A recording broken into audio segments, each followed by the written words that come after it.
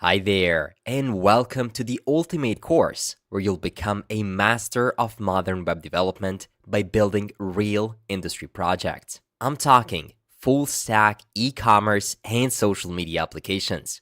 By following this video, you'll build 3 phenomenal apps, and I'll even teach you how to create the ultimate developer portfolio so you can showcase them and share them with your friends and employers. This course will single-handedly allow you to make your breakthrough in the industry and get a high-paying and well-appreciated web development job. Here are only some of the projects you'll build. The first application on our list is a modern full-stack social media application with all advanced social media features such as Google authentication, create, edit, delete, and save images, like and comment on other people's posts, search and filter images, and much more. This is the best social media app that you can currently find on YouTube. The second app you'll build is a fully responsive, modern, full-stack e-commerce application with payments functionality. It covers modern design, animations, the ability to add and edit products on the go using a CMS, all advanced cart functionalities, and most importantly, the complete integration with Stripe so that you can cover real payments. After that fantastic application, you'll build another one. You'll build a full stack TikTok clone application and master TypeScript. It consists of a modern design, Google authentication, the ability to upload, publish, share, comment on, and like videos, filter by categories, and advanced search functionalities, profile pages, suggested accounts, and custom responsive design. And finally, you'll build the ultimate developer portfolio, so you can showcase all the great applications you've built in this course. The portfolio you'll build is like no other portfolio page you've seen so far. You can change the content of this beautifully designed website within minutes at any time from anywhere. As your skills grow, this portfolio will grow with you. Presenting a well-designed and developed flexible portfolio will definitely make you stand out from the crowd. If you like the projects you've just seen, you'll love hearing more about developing unique, never-before-seen applications through the JSM Masterclass experience. Don't worry, I'm not trying to sell anything to you, as the latest cohort started just recently, so unfortunately you cannot join right now. But if you're interested in joining in the future, click the JSM Masterclass link that showed up on the screen or in the description and enter your details. I'll personally reach out to you before we officially begin the next cohort so you can be sure not to miss it.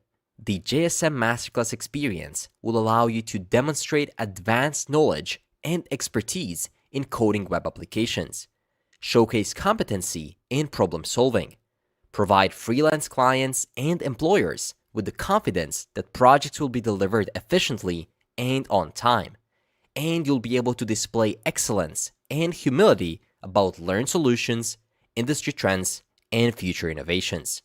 Since this is an exclusive program, the spots are limited. Join the waitlist by clicking the link in the description to be sure not to miss your spot. So far, we've mentioned what you'll build in this video, but I haven't told you what you'll learn, and that's what matters.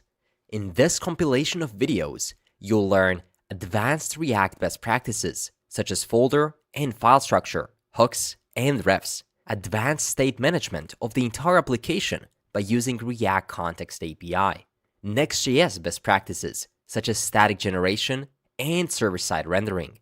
You'll also learn how to create modern user interfaces using Tailwind CSS.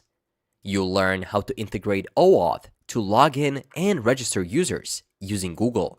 You'll learn how to integrate Stripe to manage payments, products, shipping rates, and the entire checkout process. You'll also learn TypeScript. Yep, you heard that right. In one of the projects in this compilation of videos, we'll use TypeScript. And most importantly, you'll learn how to manage the entire content of your application using Sanity.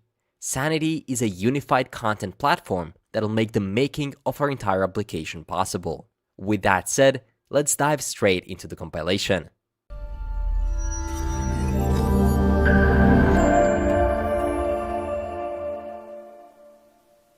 Let's start off by creating a new empty folder on our desktop. We're gonna build a social media application. I've called it Share Me, but feel free to call your project anything you'd like.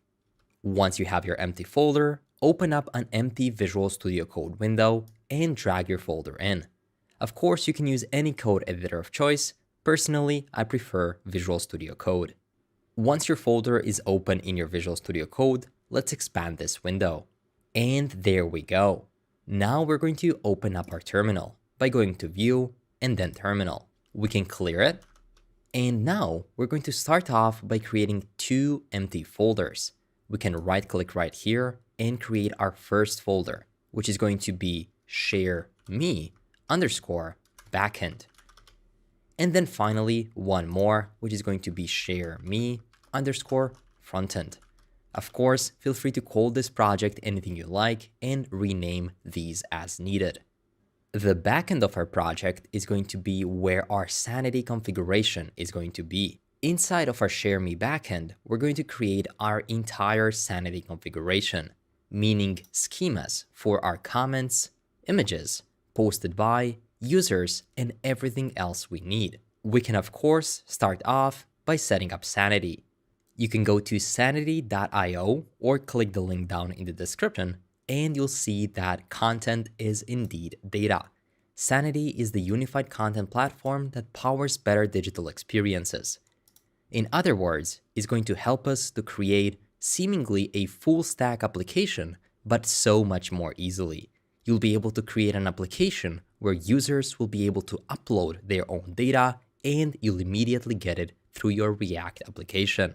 So let's go ahead and click Get Started. Oh, hi there. Sorry for interrupting the video. JavaScript Mastery from the future here, editing the video, and I've got some great news for you. Sanity was kind enough to provide you something extra just because you're watching this video. So instead of going to sanity.io, go to sanity.io/JavaScript Mastery. The link is going to be down in the description. And then instead of running only Sanity init, provide some extra parameters such as project plan boosted free 2021 1208. Just make sure to click the link in the description, copy this command, and paste it instead of simply running Sanity init. That's going to be it, and now feel free to continue with the video. The first thing we have to do is install Sanity CLI globally. That's their command line interface that's going to make the setup of the entire Sanity backend incredibly simple. So let's go ahead and copy it. And back inside of our Visual Studio Code, we can change the directory or CD into Share Me backend. And then finally, we can run that command. Their entire command line is going to be installed in a matter of seconds. And then we can run Sanity init. This is going to initialize our entire project. If this command didn't work for you, make sure to run npx sanity init and then it's going to work. With that said, we are now inside of Sanity's command line interface and we'll have to answer a few questions so that Sanity sets up the best project structure for us. The first thing we have to do is log in. In this case, I'm going to log in using Google, so I'm simply going to press enter. As they say here, login successful, so simply close this tab and return to the terminal. Now, the second thing we have to do is we have to choose which project do we want to use. In this case, we're going to go with a completely new project, so simply press enter on the Create New Project. And finally, let's also choose a project's name. In this case, I'm going to call it Share Me _ JSM. But again, feel free to call it however you'd like. We can again press enter, and now we can say that we want to use the default dataset configuration by simply pressing Y and then enter. Under project output path, we can simply press enter because the default configuration path has already been chosen. And finally, Sanity offers a lot of predefined templates so that you can quickly start with your project. You can choose a movie project, an e-commerce project, a blog. But in our case, we're going to start with a clean project with no predefined schemas. I'm going to teach you how to do absolutely everything completely yourself in this video. So let's go ahead and press enter.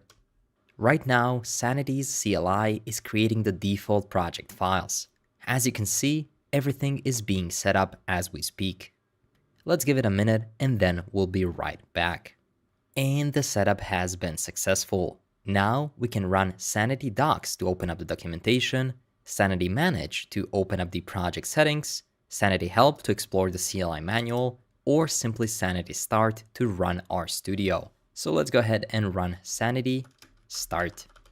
That command started the Content Studio, so you can simply hold Control and click on this URL right here. There, you'll also have to log in. And right here, we can see our so-called desk. In here, you'll be able to add content. But right now, we have an empty schema, meaning that we have to add new schemas to our project.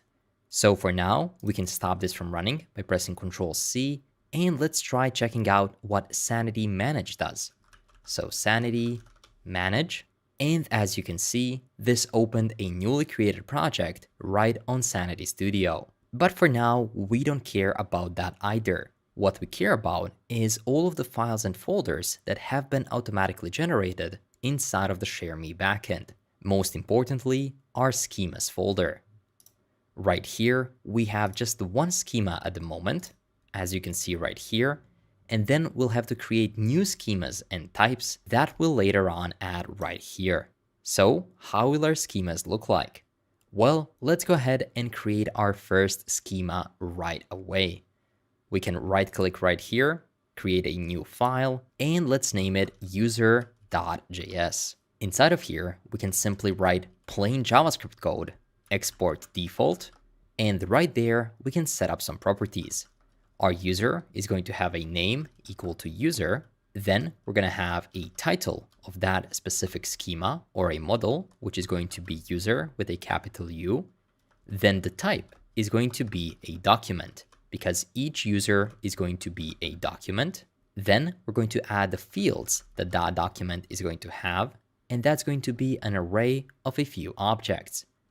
In here, our first field, the name of the field is going to be user name, like this. Then the title is going to be user name, just like so. And finally, the type is going to be a string. Now we can add a comma here and duplicate this object just below. The second field that our user will have is going to be an image. So right here, we can set the name of the field to be image, the title to be an image as well, and the type is going to be a string as well because it's going to be a URL. And just like that, we've already created the schema of our first document, user. Now we can go back under schema. Inside of here, we can import our first schema by saying import user from /user. And finally, we can add the type of that document or a schema right here by simply saying user. Great. Just like that, we've added our first document type. Now we can open up the terminal again by going to View and then Terminal. And let's run Sanity Start one more time to see if something happened in our Sanity Content Studio. As you can see, this now looks quite different. Now we actually have the content here, and you can see our first document type, which is the user. Now we can click right here, and you'll be able to actually publish a new user instantly. Let's go ahead and set the username to be JSM, as in JavaScript Mastery, and in here we can put the link to our image. For now, I'm simply going to say https://jsmimage.com. Of course, this is not a real image URL, but for now, let's have it. And as soon as you do that, the document is instantly going to be published. What we've done just now is basically implemented a database. Think about that. We've created a schema and added the ability for users to add new content to that database. How crazy is that? Imagine if we were working on a MERN application, MongoDB, Express, React, and Node. Imagine how much time would we have to spend to just come to this point where we're at right now. It would take hours to just set everything up. But we've done it in a couple of minutes. Now that you understand how adding schemas work, we can go back to our Visual Studio Code and we can start adding all of the other necessary schemas. That's going to take us a few minutes. But if we do this at the start, then we can instantly start creating our React application to use all of that data we've created schemas and documents for. So let's go ahead and add all of the necessary schemas that we'll be using throughout our application. The second schema we can define is going to be a pin. So let's create a pin.js file. Now you might be wondering, how does a pin look like? Well, let's open up the finished version of our application. If you want to take a look, it's going to be under share-me-sanity.netlify.app. We can use this as a reference for the app we're building. Each one of these images is a pin, and a pin has a lot of things. An image, of course, is going to have a link, a title, and we have to connect it to a specific user that posted it. So let's go ahead and add all of these fields. We can of course start by doing export default and then an object. We can give this a name, which is going to be a pin, and the title is going to be pin with a capital P. The type of this is going to be a document, and you already know the drill. We're going to add the fields as an array. Then we're going to have a few different objects. For our first field, the name is going to be title. Then we can give it a title, which is again going to be a title with a capital T. And then finally, it's going to have a type, which is going to be equal to a string. Now we can copy this object and duplicate it a few more times. We're going to need the about section of that specific pin. So let's rename this to about and about with a capital A. We're going to also need a URL, which we can call a destination, and finally destination again with a capital D. The type of that is going to be a URL. Our pin is also going to have a category, so we can copy this and create a new field called category. And the title is of course going to be category with a capital C, and that's simply going to be a string. Now let's duplicate this a few more times. Below, we're going to have an image, and that image is going to have a title of image, and the type is going to be image. We can also provide an extra options, and in this case, our option is going to be hotspot is set to true. Now, you might be wondering, what does this hotspot mean, and where can you find all the information about all of the specific things that the fields can have, all available types, and more information on how to set up a new schema? I've just browsed through Sanity's docs for a bit and immediately found a hotspot variable. A hotspot variable is a property for options for image type documents, where it enables the user interface for selecting what areas of an image should always be cropped or what areas should never be cropped. So basically, Hotspot makes it possible to responsively adapt the images to different aspect ratios at display time. And if you want to check out all the other docs, you can go to Introduction or Getting Started. Again, all of this is going to be linked down below, and you can find it if you go to sanity.io/docs. I always strongly encourage everyone who is learning a new technology to read out the docs. So in this case, I would encourage you to watch this video thoroughly because I'm going to teach you everything. And then if you want to build a new project with Sanity, then explore everything in more details using their docs. With that said, we now know what a hotspot means and we can keep moving forward. Our next field is going to be a user ID. And there we can also specify user ID with a capital user and ID, and the type is going to be a string. Then we have to provide a few more fields. I know this file is getting big, but our pin is the main part of our entire application. Below user ID, we're going to have the posted by, and then we can also say posted by with a capital P, and the type is going to be, interestingly enough, posted by, because Sanity is smart enough to know that this is going to be a reference to another document. Then different users will be able to save this pin. So we're going to have a save field with a title of save, and the type is going to be an array. More specifically, array of, and then in here, we can specify an object that's going to say type is equal to save. So we want to have a lot of different saves inside of this save array. And the last field of our pin is going to be our comments. So we can duplicate this, say comments right here, comments with a capital C right here.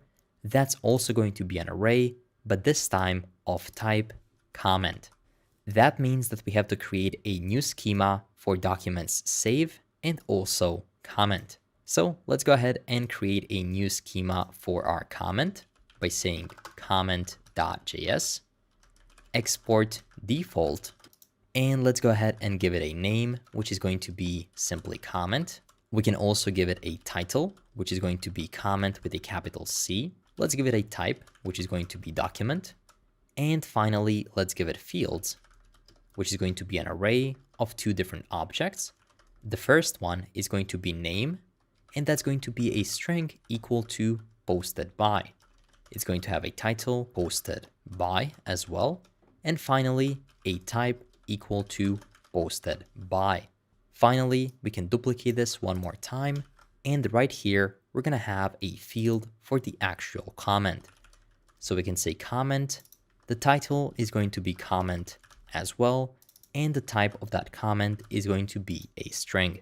Now we can do the same thing with our save document, save.js.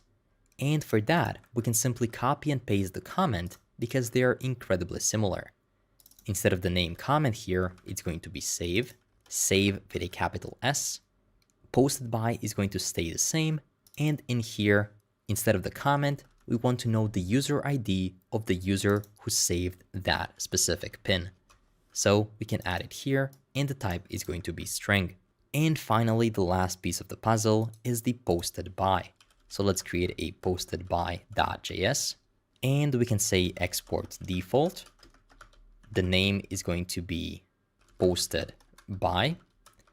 The title is going to be also posted by, but with a capital first letter.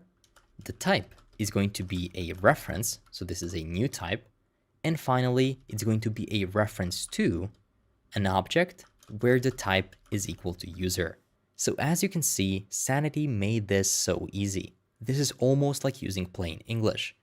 Our posted by is going to be of a type reference to type user. Great.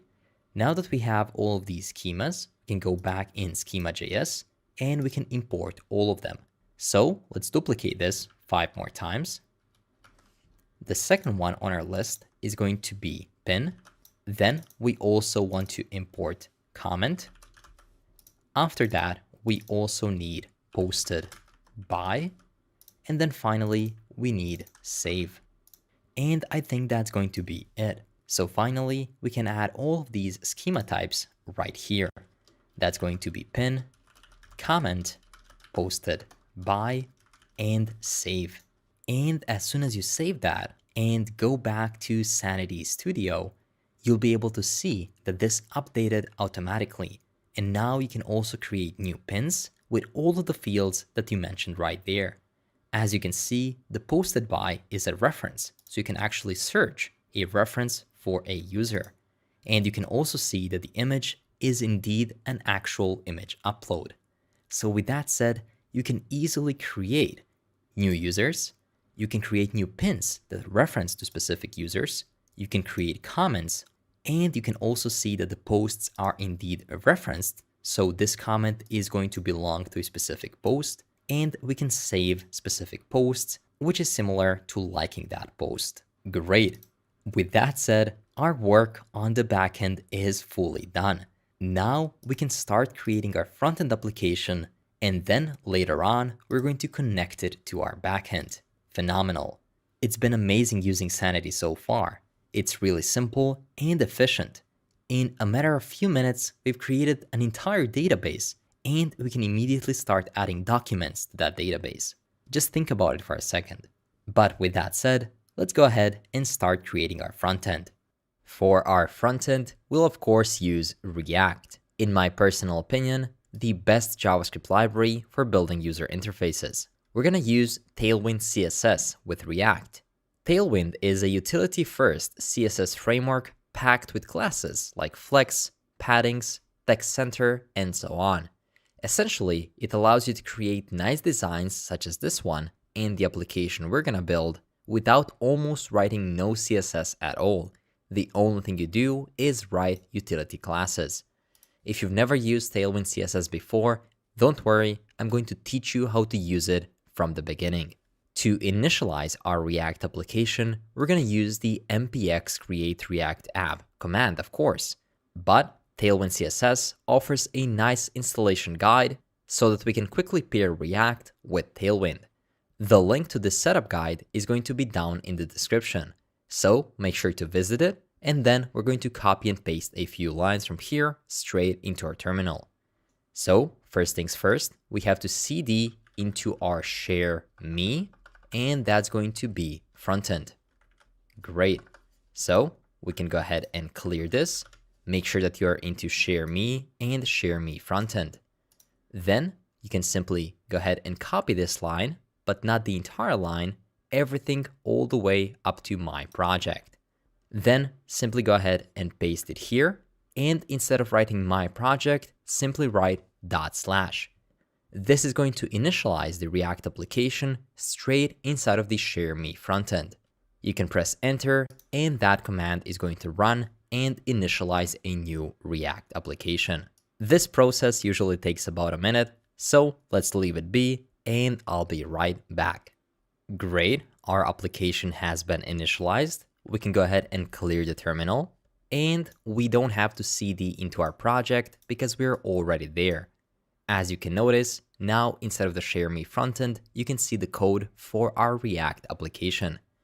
But before taking a deeper look into that, let's go ahead and install Tailwind CSS. So you can copy this line, npm install -d. This is going to install so-called dev dependencies. And finally, we can run npx Tailwind CSS init -p. There we go. This created a Tailwind CSS config file. Let's go ahead and check that file out. There we go, post CSS config and also Tailwind config right here. The one we care about is tailwind.config.js.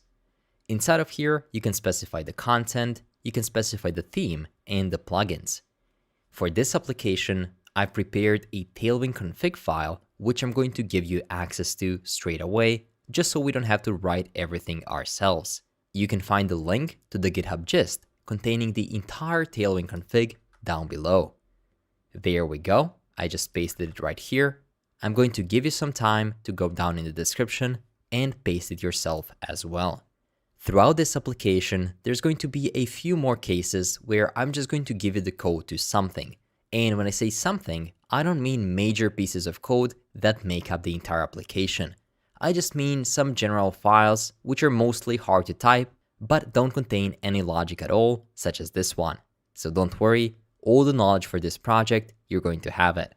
I hope you copied and pasted this Tailwind config by now, so let's go ahead and move to the fourth step. And that is to add the Tailwind directives to your CSS. But before we do that, let's go ahead and check what we currently have in our source folder. Source is the main part of our React application. In here we have the index.js, and all the other files we might not need. So in this case, the setup tests, we won't be needing that. Same things goes for the logo, report web vitals, and so on. So what I usually like to do is completely clear the source folder by deleting it. Then you can right-click Share Me Frontend, and you can create a new folder called src. That way, we're handling everything ourselves. So let's go ahead and create the most important part in every React application, and that is the index.js file. Inside of here, we of course have to have import React from React. Then we're going to have import React DOM from React-DOM. And this is the only file where React actually connects to the DOM of the website. Now that we have our React and React DOM, we can simply import app from /app. This is going to be our main React application, and we can simply render it. So we can say React DOM.render, and inside of there, we're simply going to render that app as a self-closing component. And then we have to hook that application onto the real DOM by saying document.getElementById, and that's going to be root. Great. Of course, as you might notice, this app doesn't exist yet. So let's go ahead and create it. That's going to be app.js. And inside of there, for now, we can simply create a basic functional component by typing RAFCE. This is going to create a basic structure of a React functional component. If this shortcut didn't work for you, don't worry at all. That most likely means that you don't have the extension installed. And the extension we need is ES6, and I think that's going to be snippets.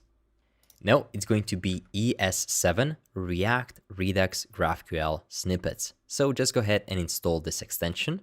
And as soon as you do, you should be able to run RAFCE and get this entire code. If for whatever reason this command doesn't work for you, just go ahead and type this out yourself. Import React from React, const app, and then return div. We're going to be using RAFCE a lot through this application just to speed up the workflow. Great.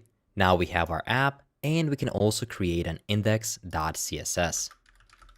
There we go, index.css, and we can simply import it inside of our index, simply by saying import./index.css.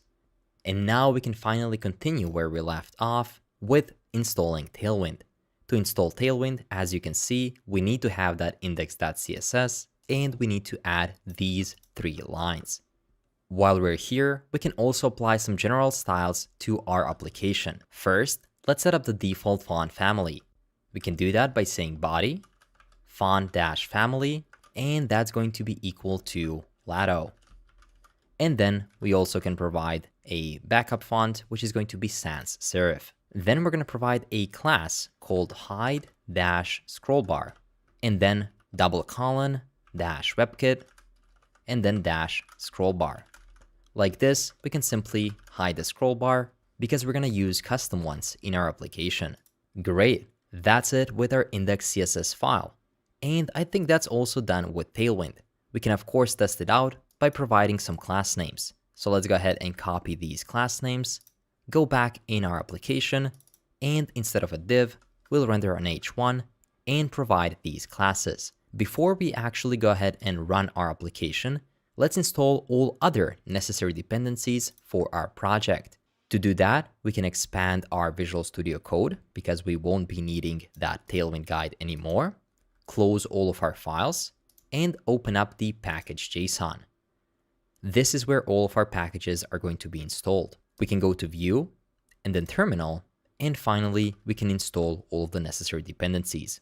We can install all the necessary packages by typing npm install, and then we can start listing them out. The first one is going to be add sanity /client, and the second one, add sanity /image-url. We'll use these packages to connect to the Sanity backend. Then we're gonna need react-google-login. This package is going to provide us Google authentication. Then we're gonna need react-icons, also react-loader-spinner, also react-masonry-css. This package is going to allow us to create that nice grid of all of the images flowing down one next to another. And finally, we need react-router-dom. This package is going to allow us to, of course, have different routes on our project. And in this project, we'll be using the newest 6 or higher version. So don't worry, you won't have to change it like in most other projects because we're using their newest version of the package. And then we're going to also install UUID, which is going to allow us to create unique identifiers. And that's going to be it. Let's go ahead and press enter, wait about a minute, and all of our packages are going to be installed. Looks like I had a small typo. This here is supposed to be sanity. I hope you got that right, but anyway, I wanted to point that mistake to you. So right now we can again run this, and hopefully in a minute, all of our packages are going to be installed. And there we go. As you can see, all of the packages have been added to our package.json. And with that said, we're finally ready to start our front end. And we can do that by running npm start. Again, when you're installing all of the packages, make sure that you're in the frontend part of our project, share me frontend. Only install the frontend packages there and only run the application if your terminal is based in that folder. So if you open up a new terminal, you'll have to cd into share me, and then that's going to be frontend like this. Great, I hope that makes sense. I'm going to close this right now and let's see our application in action. And there you go. As you can see, hello world, it's capitalized and underlined and in a different font, which definitely means that Tailwind CSS has been installed successfully. And since we're seeing this, it also means that we set up the base of our project successfully. Now we are ready to start coding out all of the other components and all the logic for our entire project.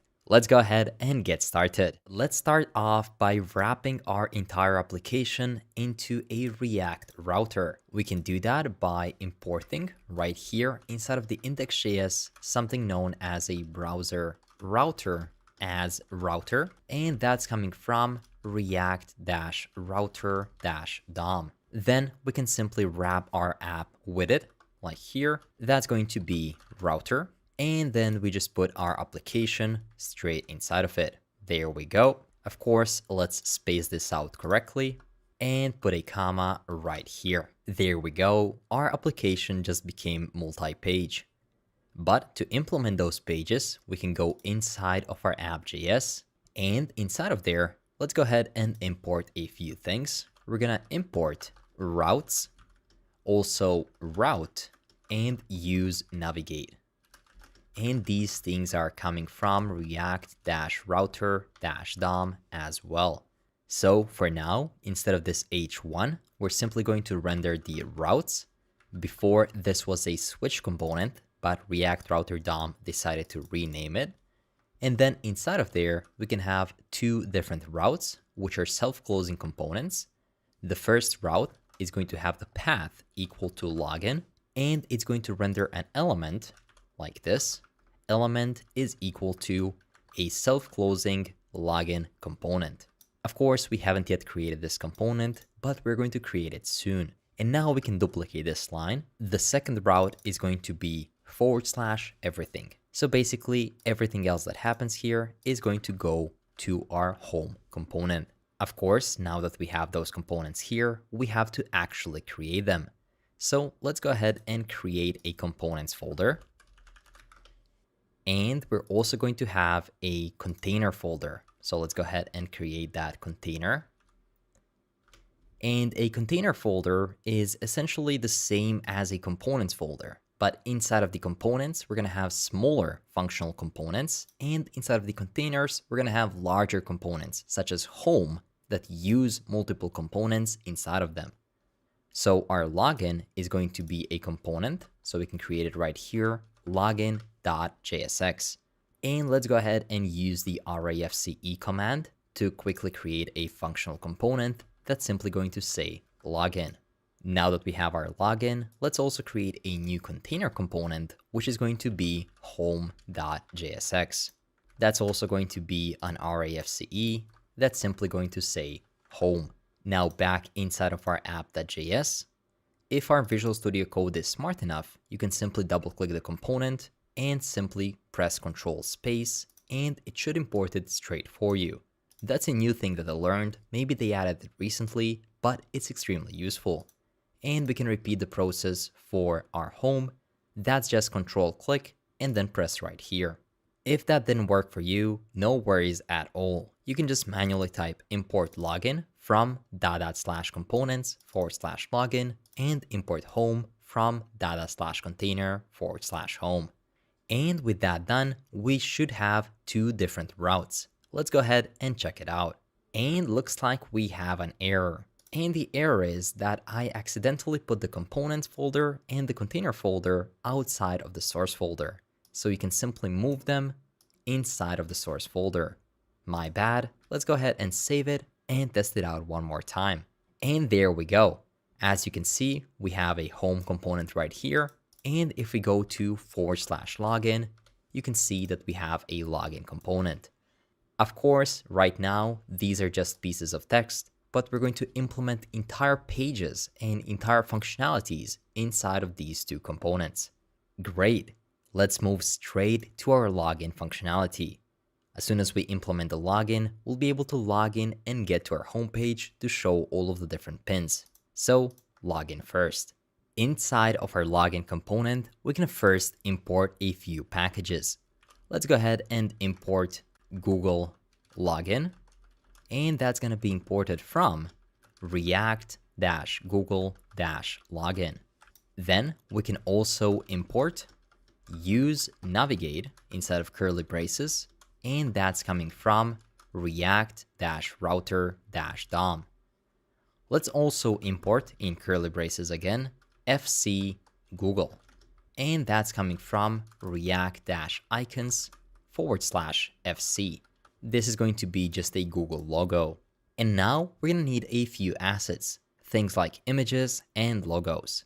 Let me show you exactly what I mean. Throughout our entire process of building this application, before we start building some features, I'm going to show you how a finished version of that feature looks like. So right now, we're going to focus on building this login page. So of course, we need this nice background video, as well as the logo of our project. So the video background and all of the logos and images we're going to use throughout this video are going to be down in the description. You can find a folder that's going to say assets, so simply go ahead and download it. I'm going to show you how to put it right here as well. So make sure to download the assets folder, and then the only thing you have to do is copy it and paste it straight here inside of the source. There we go. As soon as you do that, you can immediately see that the only things that are in here are the logo PNG, as well as the logo white PNG, and the share video, which is our background video. Great. So now we can go back to the login, and let's go ahead and import those assets. We can import the video by saying import share video from /assets/ and that's going to be share.mp4. We can also import the logo by saying import logo from /assets/logo white.png. And that's going to be all that we need for now. Now that we have all the imports, let's go ahead and put the editor side by side by the browser so that we can see the changes we write live in the browser. And there we go. I've put our browser side by side, and I'm currently on the /login page. Let's go ahead and close all of the other files as well so that we have a clean working environment. So inside of our login, we're going to have a div that's going to have a class name equal to flex justify-start items-center and flex-call and also h-screen. All of these are Tailwind CSS properties. So if some of these properties don't necessarily make sense to you, definitely make sure to go to the Tailwind documentation and simply search for that specific property. I've opened up the Tailwind documentation, and for example, let's search for h-screen. The only thing you have to do is press this magnifying glass icon, paste it, and go ahead and click the first link. And there you'll immediately get the explanation. Use h-screen to make an element span the entire height of the viewport. Great. Again, you can do this for every single property that you don't necessarily understand or know already. Now, inside of that div, let's go ahead and create another div like this. And this div is also going to have a class name. And the class name is going to be relative, w-full, and h-full, which stands for full width and full height. And inside of there, we're going to create a video component. This video is going to be a self-closing component, and I spread it into multiple rows because we're going to have quite a few properties. First, we need to have a source, and the source is going to be share video.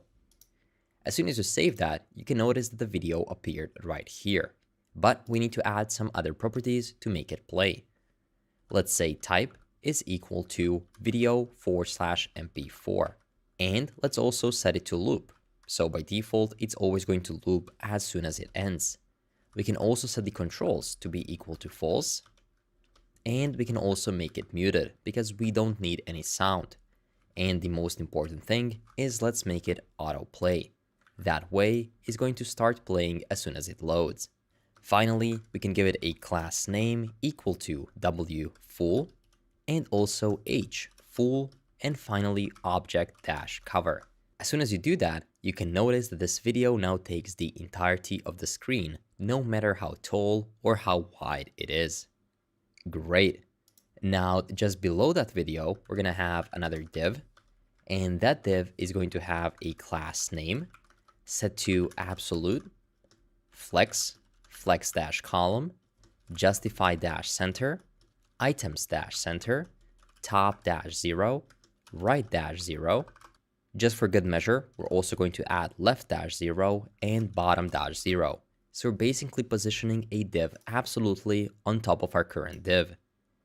And finally, we're going to give it a BG black overlay like this, and we can save that.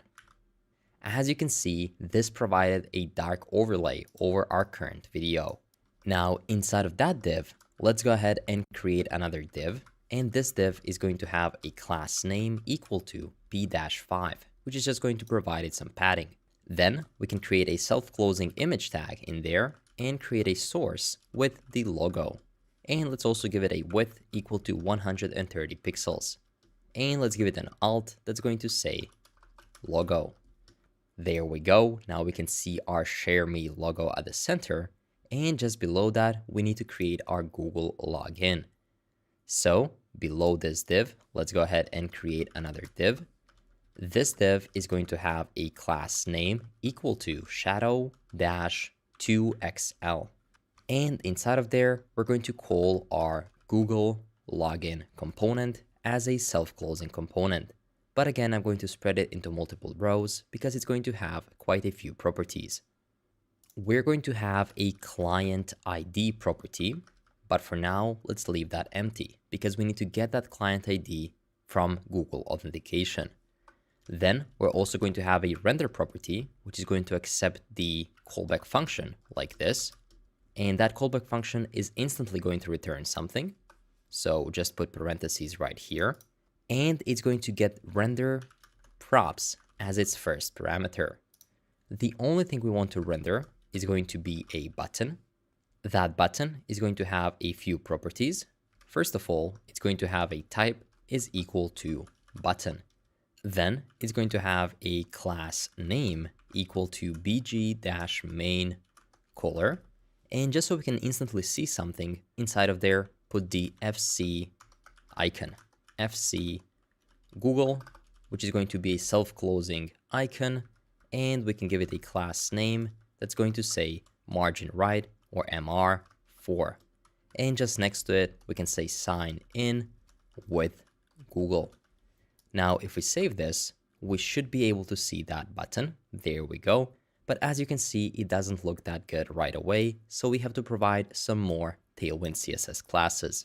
With the BG main color, we can also make it flex.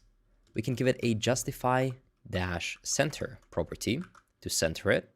Then we can also set the items-center, provide it with a padding 3. Okay, that already looks so much better. Let's also give it a rounded large like this. And then let's make it cursor dash pointer. And finally, outline dash none. And this is already more like it. It looks like a real Google sign-in button. Great. Now our button also has to have an onClick property, which is going to be equal to render props dot onClick. This is coming straight from render props, which is coming from the Google login package. And we also need to have a disabled property saying disabled is equal to render props dot disabled. The button is going to be disabled if, of course, we cannot click it for whatever reason. But again, that logic is handled for us through the Google login plugin. Below our render prop, so right here, we also have to have the onSuccess handler, which is simply going to be response Google. This is the function that we are yet to create. And we can duplicate this, and we're going to call the same function on failure. There we go. And finally, we can have a cookie policy, and that's going to be equal to single host origin. Great. Now, as you can see, we of course have an error saying that the response Google function doesn't exist. So let's go ahead and add it at the top of our functional component by saying const response Google is going to be equal to, in here, we're going to get the response from Google. And in here, we can do whatever we need to do with that specific function. But of course, to be able to get anything, we first have to get our client ID from Google, because right now, this is of course not going to work without it. So let's go ahead and retrieve this client ID. To get your own client ID, you can click the link down in the description, or you can just type it in the URL. That's going to be console.cloud.google.com. Through this platform, you can go ahead and create a new project at the top. As you can see, Travel Advisor was one of the older projects I've made, as well as the YouTube API one. But now let's go ahead and create a new project. The project name is of course going to be Share Me, but of course feel free to call it however you want. And we can simply go ahead and create it. In a few moments, the project has been created. So let's go ahead and switch to it. And then we can open up the navigation menu and we can go to APIs and services. More specifically, we can go to the credentials tab. Inside of here, the only thing you have to do is click create credentials and then OAuth client ID. As soon as you do that, you'll have to configure a consent screen. This is going to be an external application, meaning available to any test user with a Google account. And right here, we just have to provide some information about the app. I'm going to say that's going to be a Share Me platform. We need to provide an email. In this case, I'm going to use my JavaScript mastery email. The logo, I don't think we have to provide. When it comes to authorized domains, we can leave that empty for now. And finally, we need to enter a developer contact information. In this case, I'm going to go with JavaScript mastery, and you can enter your own email, of course. With that said, we should be ready to save and continue. Regarding scopes, I'm simply going to leave that empty for now, and we don't need any test users. That's it. Let's go ahead and go back to the dashboard. Back on the OAuth consent screen, we can go ahead and publish the app and click confirm. There we go. And let's try to go to credentials, and it still didn't show up here. So let's go ahead and click create credentials one more time. Go to OAuth client ID. Now we can choose web application here. To add our origin, we can click this button and simply type http://localhost:3000. Great. And finally, we can click create. And there we go. As you can see, now we have our client secret and our client ID. We can take those values and then simply put them in our environment variables. If you haven't used envs before, the only thing you have to do is create a new file in the root of our frontend directory. So that's going to be in here, share me frontend, and we can create a .env file. Inside of there, we can do something like react_app_google_API_token. And right there, we can simply paste this API token. In this case, I don't think we're going to need a secret at all, so this is going to be more than enough. So we can go back to our login, and right here, we can retrieve that client ID value. We can open a dynamic block of code and simply say process.env and then that's going to be react_app_google_API_token. And this value is going to populate the client ID straight in. For envs to take effect, we have to restart our application. So simply open up the terminal, press Ctrl+C and then Y, and then simply run npm start one more time. As soon as the app opens up, we can go to /login one more time, and we can open up the console. I'm going to put my console to the bottom of the browser, just so we can see it more clearly. And let's go ahead and try to console log the response we're getting back.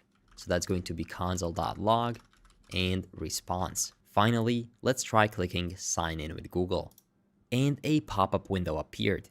Of course, for you, this is already going to be pre-populated with all the Google accounts you have access to. So just go ahead and click one of them.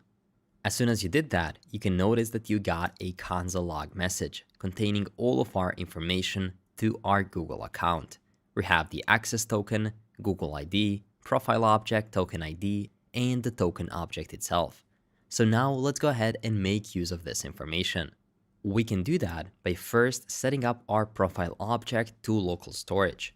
So right here, instead of console logging the response, we can say local storage dot set item user is going to be json.stringify, and in there we can pass response.profile object, or profile obj as they say right here. Just below that, we can destructure some of the properties from that response object by saying const.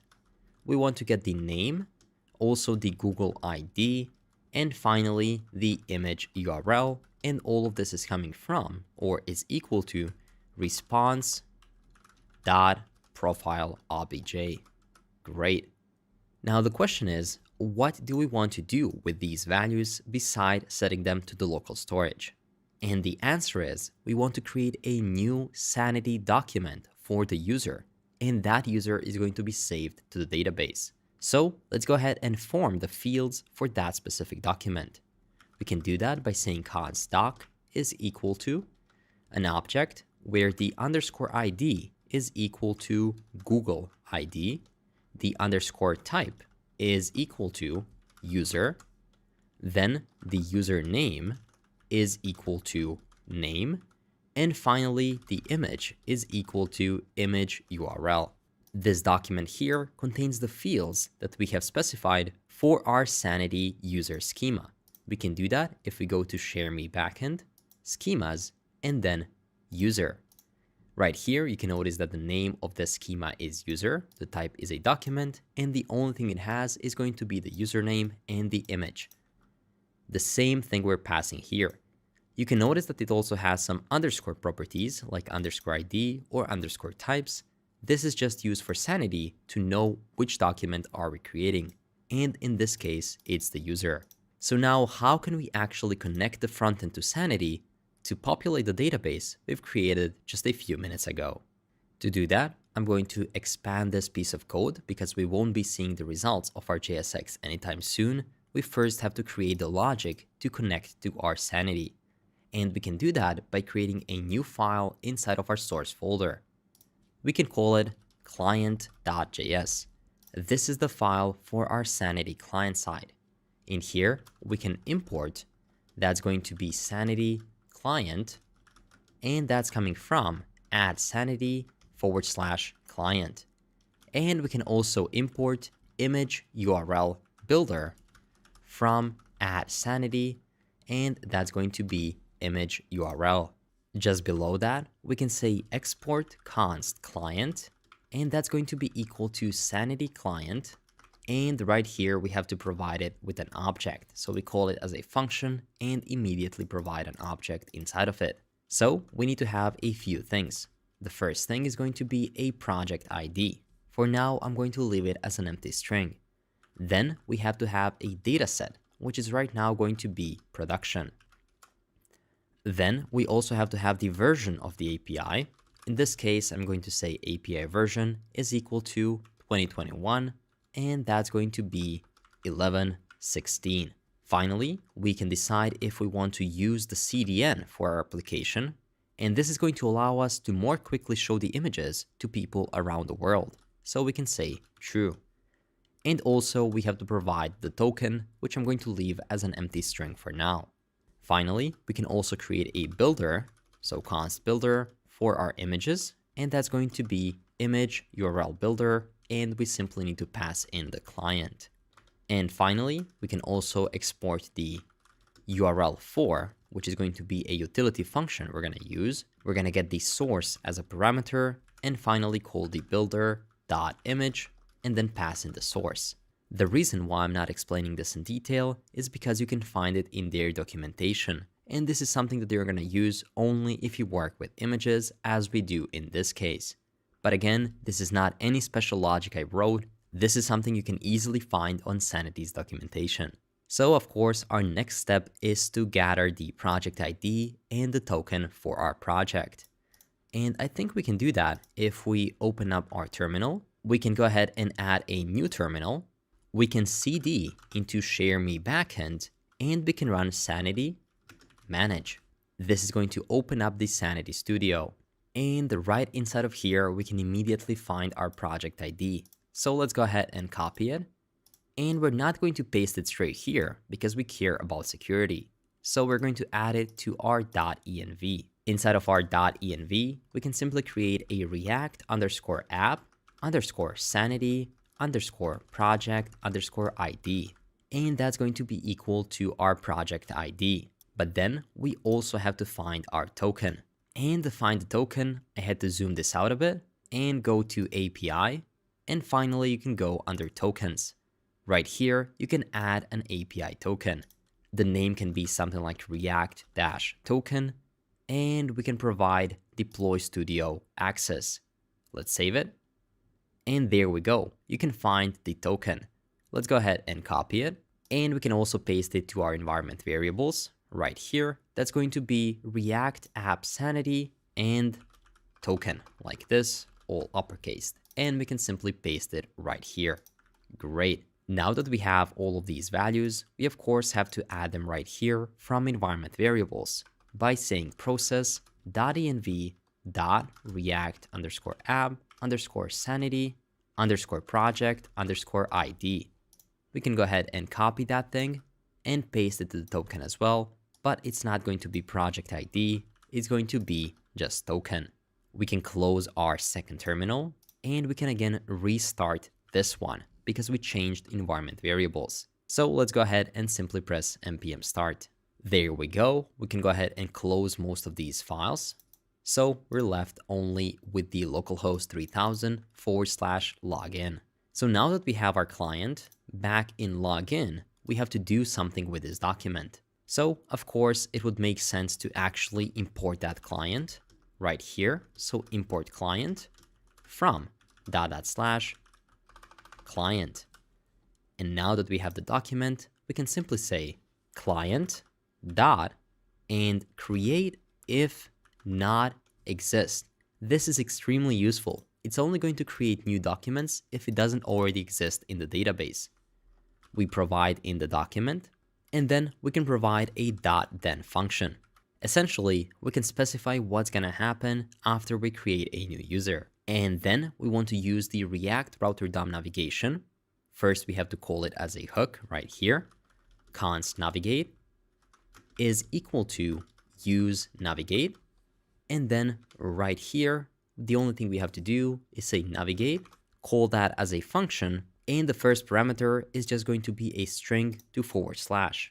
And the second parameter is going to be replace is equal to true. There we go.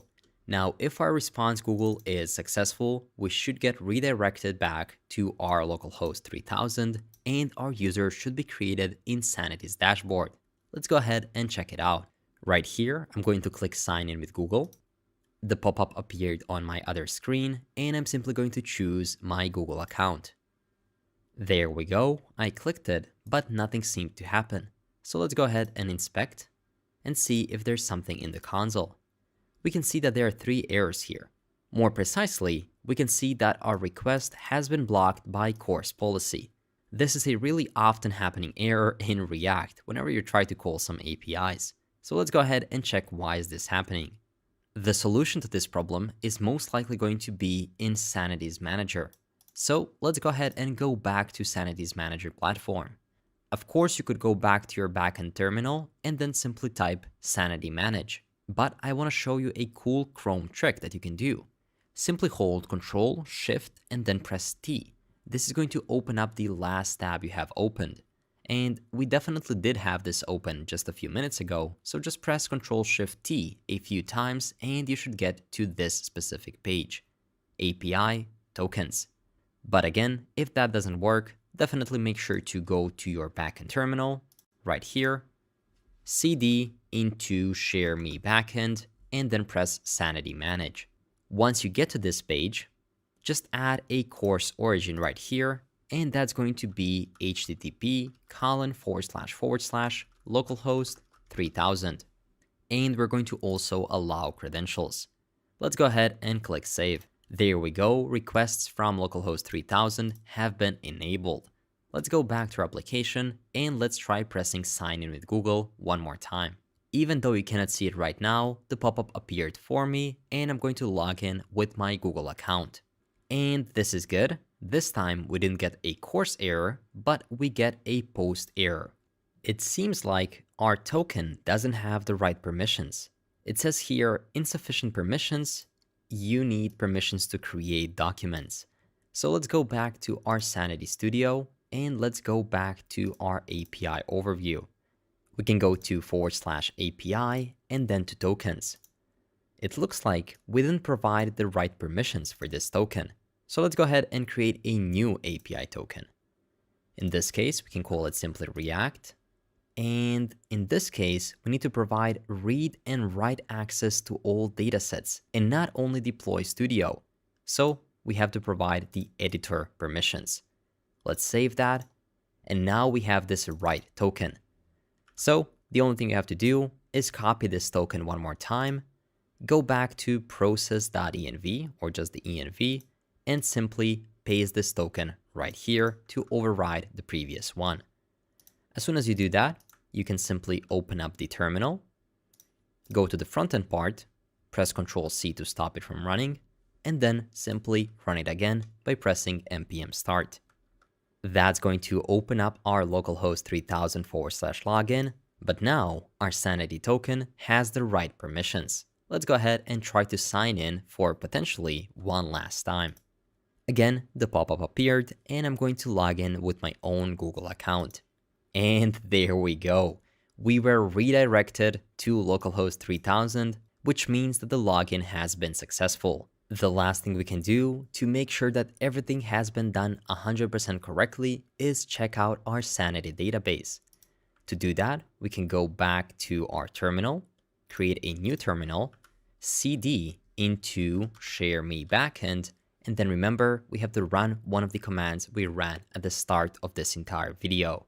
Let's go ahead and clear our terminal first. And that command is going to be sanity start. There we go. Content Studio successfully compiled. Let's go to localhost 3033. And would you look at that? This was the mock user we created, but JavaScript Mastery right here is the real user that has been created using Google authentication. That means that we successfully not only enabled Google OAuth, but also successfully created Sanity's entire backend system in the database and successfully connected the Sanity to the client side as well. This is phenomenal.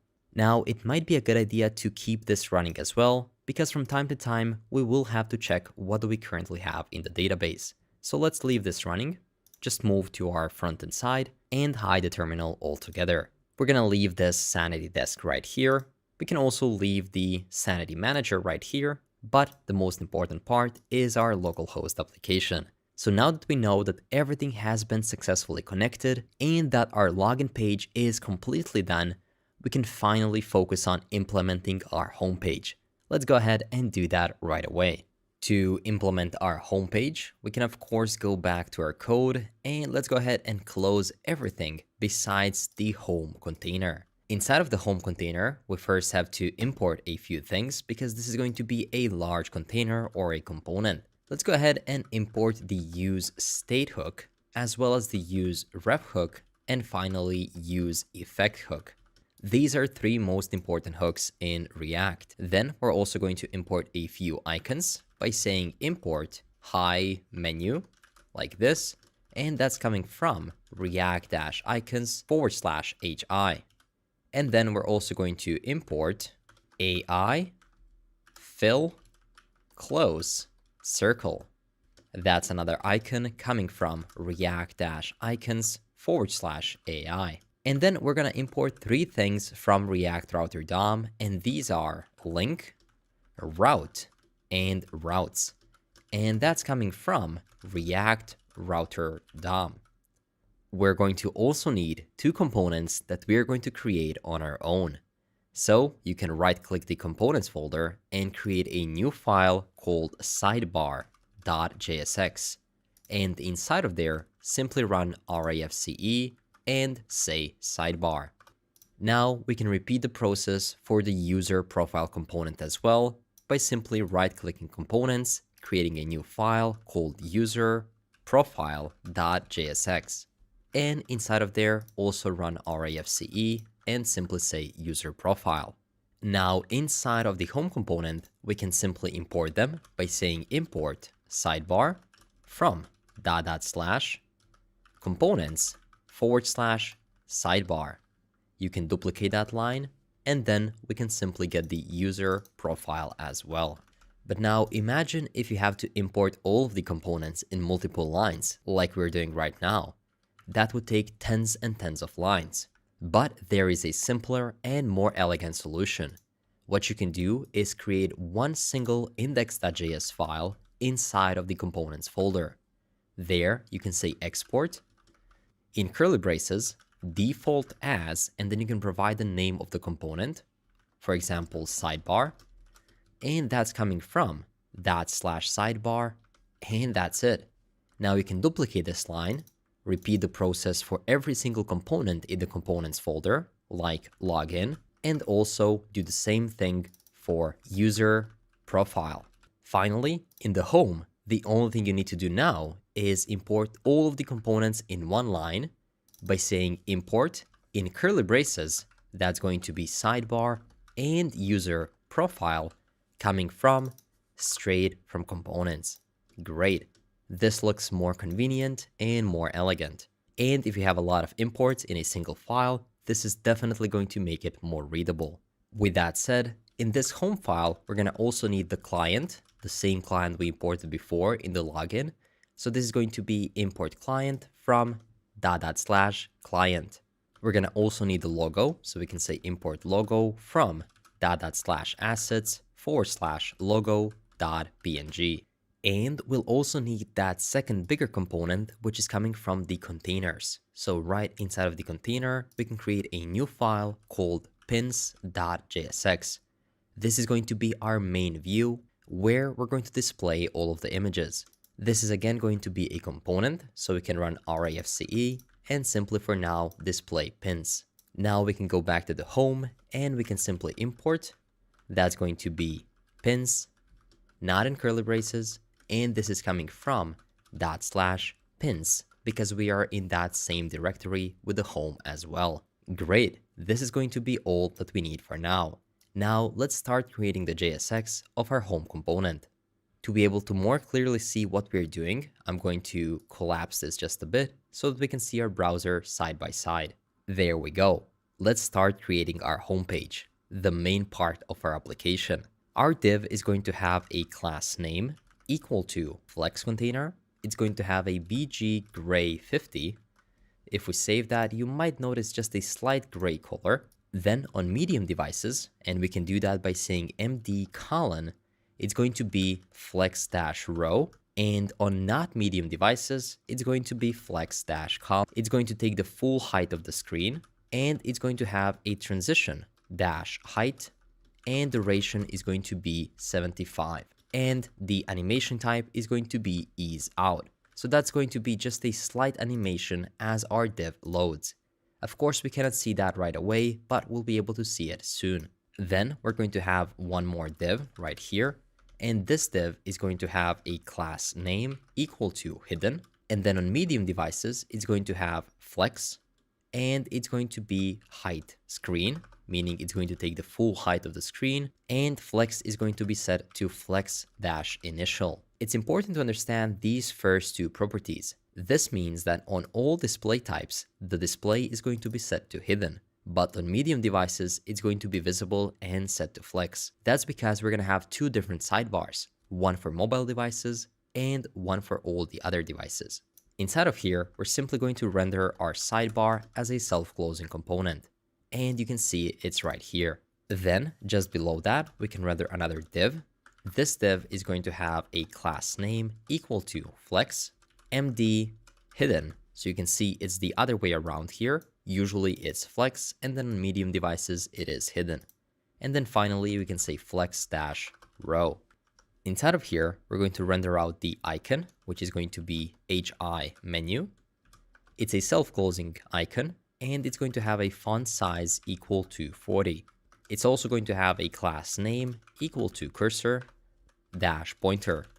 And on click, we want to call a function, more specifically a callback function, that's simply going to set toggle sidebar to be set to false. Of course, this is a state field that we haven't yet created. So let's go ahead and go to the top of our component and simply start typing use state, and then click this helper right here. That's going to create a state. And without typing anywhere with your mouse, start typing the name of your state. That's going to be toggle sidebar. Now press tab, and then in here, you can immediately set the default value, which is going to be set to false. This definitely speeds up my workflow. Now that we have this icon, we're going to have two different links just below that. Our link is not going to be a self-closing tag. It's going to have a to property, and it's going to point to just /. Inside of here, we want to render out the image, and that image is a self-closing tag with a source equal to logo. It's also going to have an alt tag equal to logo, and it's going to have a class name equal to W28. This is going to set up the width.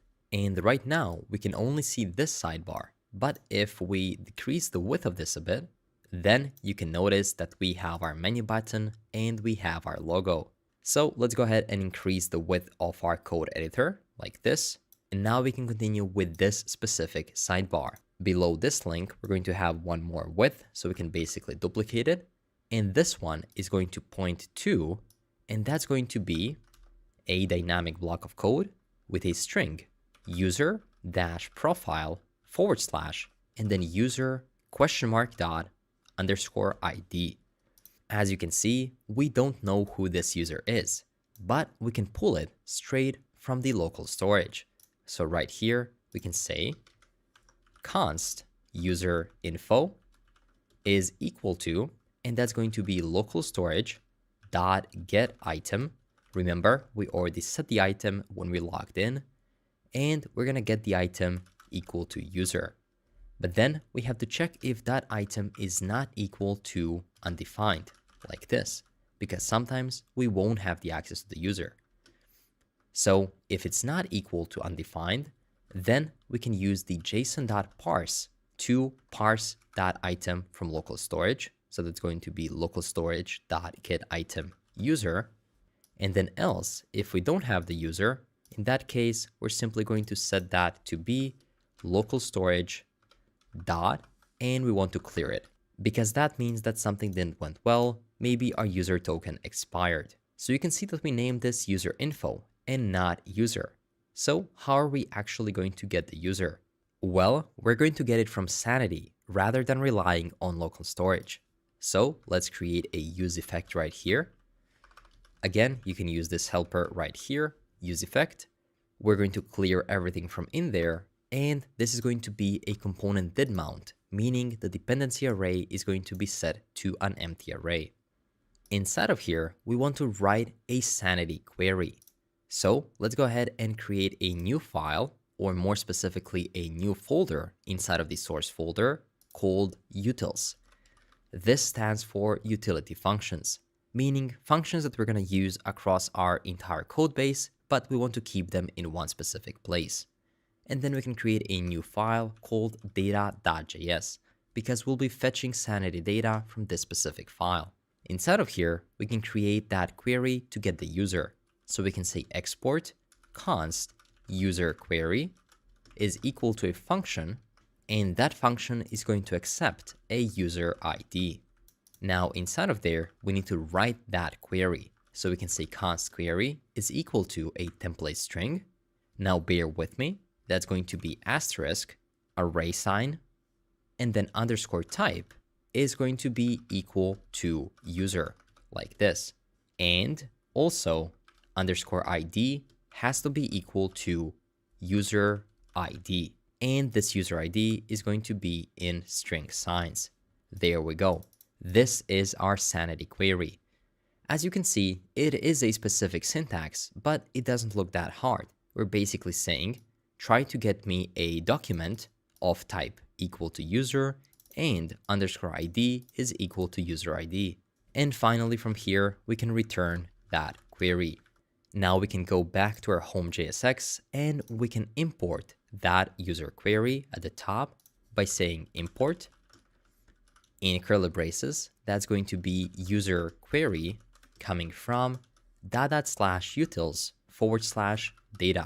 And then the only thing we have to do is say const query is equal to user query, and we have to provide the user info $Google ID. We're going to query our user like that. And then we can use our sanity client to say client.fetch. We want to fetch by this specific query, and we can do a .then. Once we get the user, that user is actually going to be as a first parameter in our data, and then we simply want to set it to the state, set user is equal to data, and then 0. This is only going to get one specific user. You can also notice that this set user is going to be a state field.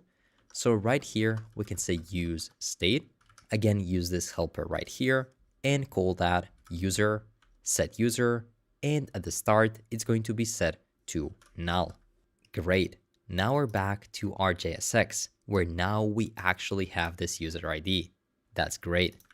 But our image is not going to be our logo. This time, our image is going to be user ?image. Take a look at that. Now we also have the access to the logo or the profile image of our Google account. That's great. We're pulling all of that data straight from Sanity's database. Now below this div, we want to check if we're currently toggling the sidebar. So we can say if toggle sidebar end, meaning if it's currently turned on. In that case, we want to show something. We're going to show a div, and that div is going to have a class name equal to fixed. It's also going to have a width dash 4 divided by 5, meaning it's going to take 4/5 of the space. It's going to have a bg dash white. Also, it's going to take the full height of the screen, and we're going to set the overflow dash y dash auto. We can also provide some shadows by saying shadow dash md, and also set the z index to be equal to 10. And finally, we can animate dash slide dash in. So we can easily, just like that, provide slide in animations. Inside of there, we want to render another div, and this div is going to have a class name set to absolute. Then it's going to have a full width.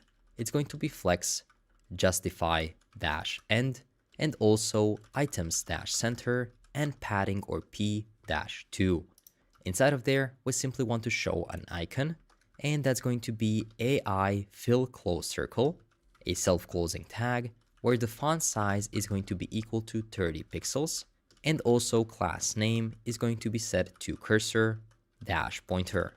In here, we also want to use the on click, and we're going to call a callback function straight from here, and that callback function is going to set the toggle sidebar to be equal to false. But the previous call to this function, just above on our hi menu, is going to be set to true. We need to be able to close it and then open it up again. And finally, just below this div containing this icon, we can render our sidebar once again. This is going to be our desktop sidebar, and this here is going to be our mobile sidebar. Later on, we're going to use quite a few properties in our sidebar, so let's go ahead and pass them straight away. Both of our sidebars will need to have the user property. So let's simply create a prop called user. By the way, I was holding the Alt key and pressed right here on line 45 and line 29. So now whatever I do, I'm doing it at both places in the same time. So we're going to say if user exists, then simply send the user. That is what this syntax does. If the user exists, then pass the user, else simply pass false. And for our second sidebar, our desktop sidebar, we also need to provide the close toggle, which is going to be set to set toggle sidebar. Great. Now let's save this and check it out. If I click right here, you can see that the sidebar slowly animates in. There we go. And we created this animation just by writing one single line, or not even a line, a few characters. Animate, slide in. And take a look. There we go. It animates straight in. Of course, it's quite empty right now because the sidebar is just that, a sidebar component with just a single div that says sidebar. But soon enough, we're going to implement that as well. For now, let's continue with our home component. So we can go back to the home and let's see what else do we need to add just below our toggle sidebar div. Just below our toggle sidebar, we're going to have one more div. And this div is going to have a class name equal to padding bottom or PB2, flex-1, h-screen for full height, overflow-y-scroll to be able to scroll. And finally, it's going to have a ref equal to scroll ref. Of course, this ref doesn't exist yet, so let's go ahead and create it. We can do that by saying const scroll ref is equal to use ref hook, and at the start, we're going to simply provide null. Let's put this user info just below because we want to have all the hooks in the one place. Then below this use effect, we're going to create one more use effect. And inside of here, the only thing we're going to do, it's also going to be a did mount use effect. We're simply going to set the scroll ref dot current dot scroll to, and we want to scroll to 0, 0. So at the start, we need to set up our scroll to be at the top of our page. Now inside of there, we're going to have our routes from React Router DOM. And inside of there, we're going to have two different routes. Each route is going to be a self-closing component like this. And the first one is going to have a path equal to /user-profile and user ID. But in here, we need to have a / user ID. That means that this here is going to be dynamic. And then we can render an element, which is going to be a user profile component, but we have to call it as that. User profile is a self-closing component. And finally, we can duplicate this line below. And if we go to just / and then anything else, we're going to render the element called pins. And that is our pins container. Inside of that pins container, we have to provide the user, but only if the user exists. So we're going to say user and end user. Great. With that said, now we have those two routes right here. I've just noticed that I've completely missed one div just below this div right here. So let's go ahead and add it straight away. Right below flex MD hidden div, we need to create one more div inside of it. That div is going to have a class name equal to p-2, also width-full, flex-row, justify-between, items-center, and shadow-md. Now inside of that div, we're going to have to put our icon and our two links. So let's just shift them together. And our toggle sidebar needs to go above our current div right here below that newly created div. Take a good look at this, make sure it's all right. We have one div, flex MD hidden. Inside of it, we have a p2w full div with the icon and two links. We close that div there, we call the toggle sidebar, and then we close this upper div as well. And then below that div, we have a div that contains the routes with two different routes. Considering that I could have made some changes that might have been hard to follow right now, I'm going to leave the entire code for this entire file down below in a GitHub gist. Just find it under gists and then home.jsx. But again, I hope you got all of this all right. With that said, take a look at our glorious navbar right now. This is our mobile navbar with the JavaScript Mastery logo on the right side or your own Google logo, the Share Me application logo at the center, and on the left side, we have a hamburger icon that's going to open up the sidebar. Now let's try expanding our code right here. And if we expand it, you can only see the words sidebar and pins. but the only reason for that is that we haven't yet actually implemented neither the sidebar or the pins. So that might be a good next step to take. Let's go ahead and implement the sidebar because we need it both for our desktop view and also for our mobile view. To implement the sidebar, we can of course go to the sidebar component. You can just control and then click it and it will transport you straight to there. Inside of our sidebar component, we can of course import a few things. We're going to import the nav link as well as the link from, you guessed it, React Router DOM. We're going to also need a few icons. So let's get the RI home fill that's coming from react-icons/RI. Then let's also get the IO, iOS, arrow, and then forward. This is coming from react-icons/IO. Let's also get the logo. So we can say import logo from, that's going to be /assets and then /logo.png. And then we already know that our sidebar accepts two different properties, the user prop and the close toggle prop. Remember, we were passing these when we called the sidebar component from our home component right here. So we're definitely going to make use of them. So let's start by styling this div and providing it a class name equal to flex, flex-column, justify-between, and let's also give it a background white, h-full, overflow-y-scroll, min-w-210, which stands for min width, and then hide-scroll bar. Now, if we save that, we won't be able to see anything yet, but let's go ahead and provide the inner div. This div is going to have a class name equal to flex and flex-column. Inside of there, we're going to have one link like this. That link is not going to be a self-closing tag.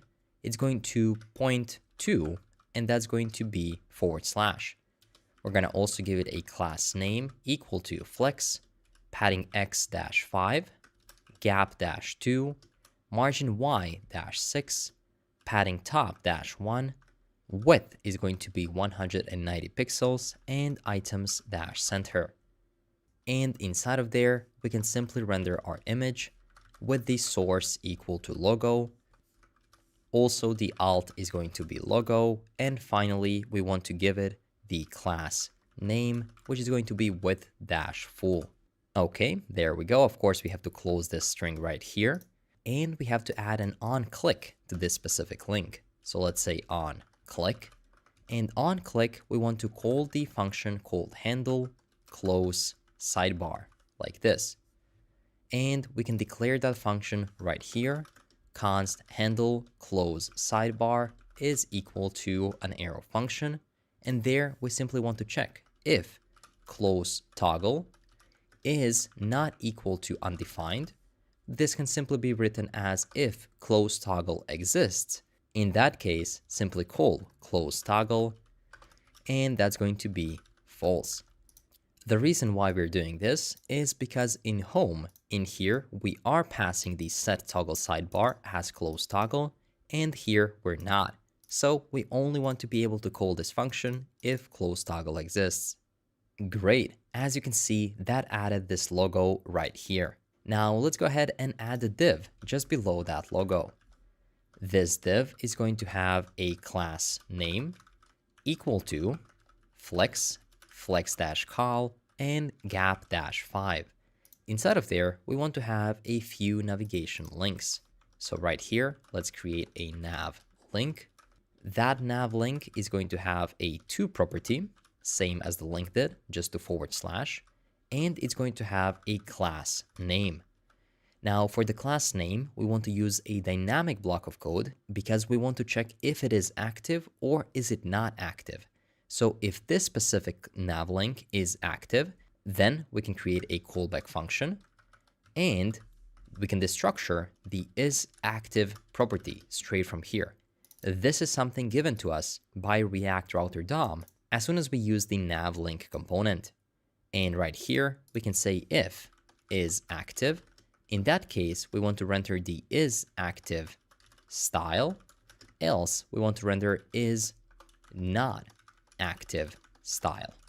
So this is simply going to be a string of styles that we're going to create on our own. We can do that just above right here by saying const is not active style, and then that's going to be equal to a string. And now bear with me. That's going to be flex items dash center px, which is padding x on horizontal axis 5, gap dash 3, text dash gray dash 500. On hover, we want to have a text dash black. We want to have a transition dash all. We want to set the duration of that transition to be 200, and the transition can be ease in, out, and we want to capitalize the text. So I know this is a long class list, but there we go. And now we can duplicate it, and it's going to be is active style, and we want to change a few things.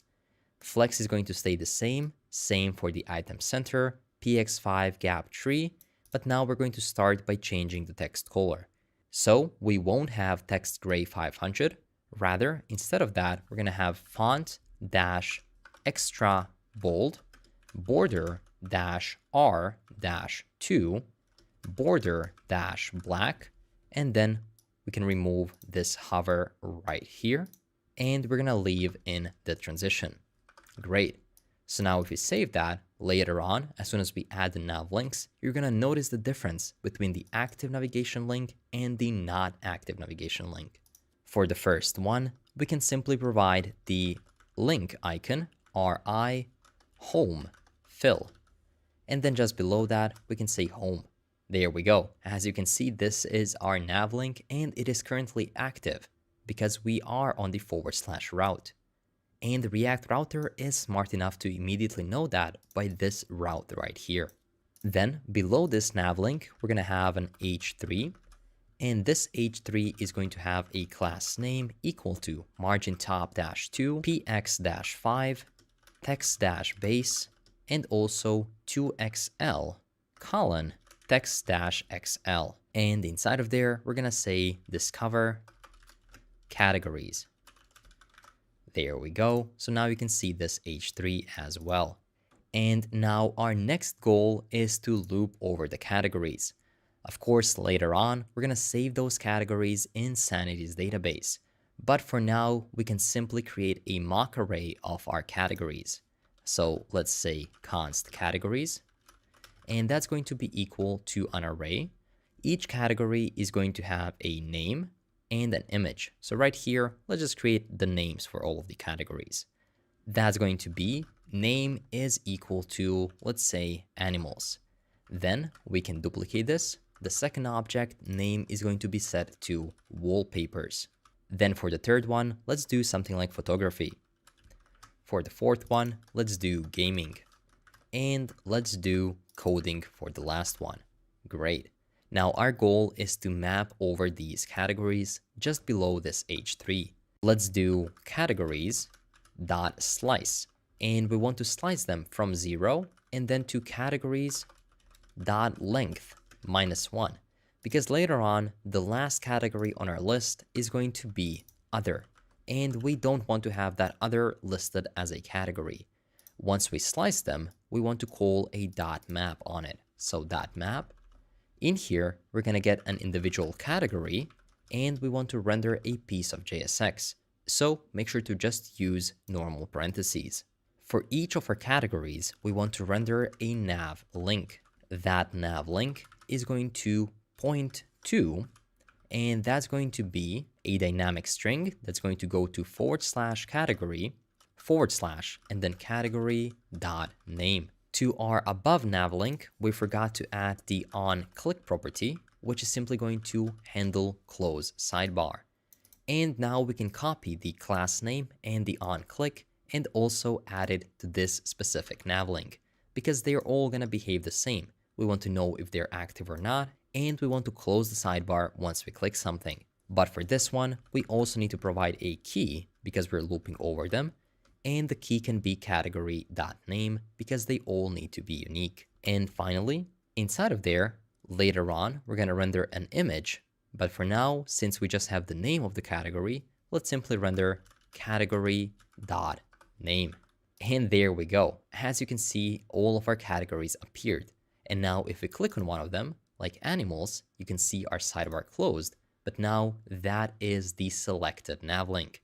That works perfectly. Also, the category in the URL changes. This is great. Of course, later on, for our real categories, we're also going to show the image of that category. If you go to share-me-sanity.netlify.app, you can see how this is going to look like at the end. That's great. But for now, let's continue developing our sidebar. Below, not this div, but one more div, right here, we want to check if the user exists. So we can do a dynamic block of code and say user and n, and only if it exists, then render this block of code. So if the user does exist, we're going to render a link. This link is going to have a to property, and it's going to go to a string of user-profile / and then user._ID. It's also going to have a class name. This class name is going to have a flex property, my5, mb3, gap-2. And before I start adding all the other properties, let me just add what's inside of the link so that you can more clearly see what these properties are doing. For now, I'm going to delete those. So our link is going to have an image. That image is going to be a self-closing tag, and it's going to have a source equal to user.image. Then it's going to have a class name equal to w-10, h-10, and also rounded-full. Of course, this has to be inside of our class names. And it's also going to have the alt tag equal to user-profile. Great. So right now we added that link, and you can see the small JavaScript Mastery logo on the bottom left. Let's also provide a paragraph right here, a p tag that's simply going to say user.username. Make sure the n here is capitalized. We can see JavaScript Mastery. So now, every time that I type one of the properties here, I'm going to press Ctrl S to save it, and you should see the changes live. So let me just move this a bit more to the left, and let me show you what I mean. First, we're going to make this flex, and you can see that that immediately changed the positioning. I'm going to add margin Y, meaning on top and bottom, 5. There we go. And also margin bottom is going to be set to 3. Then we're going to add the gap is set to 2, and then also padding is set to 2. Let's also center the items by doing items.center. And finally, let's do bg-white, because later on we can color the sidebar gray. And let's do rounded-lg. Of course, we cannot see that yet, but let's provide a shadow-lg. There we go. Now we can see that shadow around the entire div, and this really stands out. And finally, let's provide the margin X, which is on left and right side, 3. There we go. So now you can see this nice paper right here, and it looks like a profile button that you can click to go to your profile. Great. This link is also going to have an on click. Is going to be set to handle close sidebar, because whenever we click a link on the sidebar, we want to go to the home page. We want to see what we clicked. And with that, our sidebar is done. The only thing that's not completely done are the real categories, which we're going to create later on. For now, we just have a few demo categories, but that's not really a problem because we can see how everything looks like. Let's also check how our sidebar looks like if we expand it to desktop, and there we go. Now you can see that we have this nice sidebar already opened. Looks great. We can switch between the items, and we are ready to start creating the pins, which are the main part of our application. So our pins container is going to be the next thing we can work on. To start with the pins, let's go ahead and close all of our currently open files just so we have a clean working environment. Then we can go to container and then pins. Inside of here, we can start by importing use state. And that use state is of course coming from React. Then we also want to import routes as well as the route. And this is coming from React Router DOM. Now, inside of here, we'll have to import a lot of different components that we are yet to create. So let's go ahead and create the components first, and then we can import them. First, let's create the navigation bar or a navbar component. So that's going to be navbar.jsx, and again, that's going to be RAFCE, where we simply type navbar. Okay, so now we have a navbar. Let's also create a feed, our image feed. So that's going to be feed.jsx and also RAFCE. And inside of there, we're going to say feed. Then we want to have a pin details page. So let's go ahead and create pin detail.jsx and again, RAFCE. And inside of there, we say pin detail. We also need a create a pin page. So let's create a create like this, create pin component .jsx, also RAFCE and create pin. And finally, we need a search component. So let's create a search.jsx. That's also going to be an RAFCE, where for now we can simply say search. Now, of course, we have to export all of our components from our index.js. Let's go ahead and copy this line 5 more times. And now we can start by renaming the first one to navbar. Then we're going to have feed. We also need to have pin detail like this. Of course, this is supposed to be pin detail. Then we're going to have create pin. And finally, we're going to have search.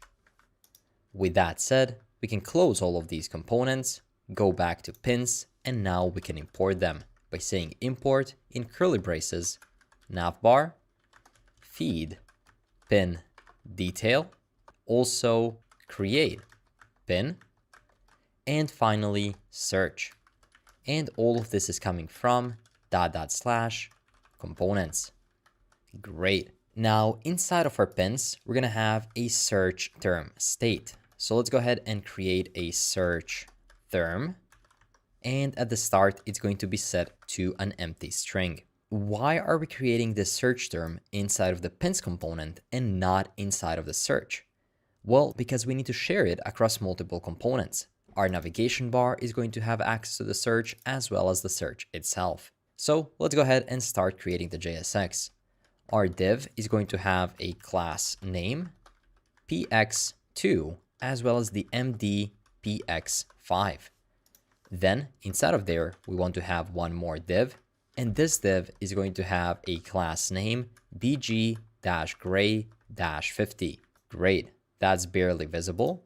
And then inside of there, we're going to have a navigation bar component, just like this, as a self-closing tag. As I've mentioned, our navigation bar is going to have the access to search term as well as the set search term. So we're going to pass them as props right here. Then below this div, we're going to create one more div. This div is going to have a class name equal to h-full, which stands for full height. And we're going to provide different routes here, like this. Inside of the routes component, we're going to create multiple separate routes. Our first route is going to be path just /, and it's going to render the element called feed, which we need to render as a self-closing component. Now I'm going to duplicate this 4 more times. And now the second one is going to render if we go to category and then / category ID. So this is going to be when we go to a specific category. And then in that case, we also want to render the feed. So that's going to be the same. But if we go to something like, in this case, pin-detail and then / pin ID, in that case, as you can guess it, we're going to render the pin detail component. And to that pin detail, we're going to provide our user. User is equal to user. Now this user is coming through props to our pin container right here, because if you think about it, back in the home component, we were passing that user as a prop to our pins container. So we're getting the access straight here, and then we're passing it over to our pin detail. Now for the create pin, we can of course go to /create-pin, and inside of here, we're going to render create pin. Inside of there, we also need to pass the user is equal to user because we need to know who created a specific pin. And finally, if the user goes to /search, in that case, we want to render the search component and we want to pass a few things into it, a few things being search term and also set search term is equal to set search term. That way, we're sharing all of the necessary details or states through props to our search component, and they're going to be shared among navbar and search. Great. So as you can see right here, right now you can see navbar and then feed.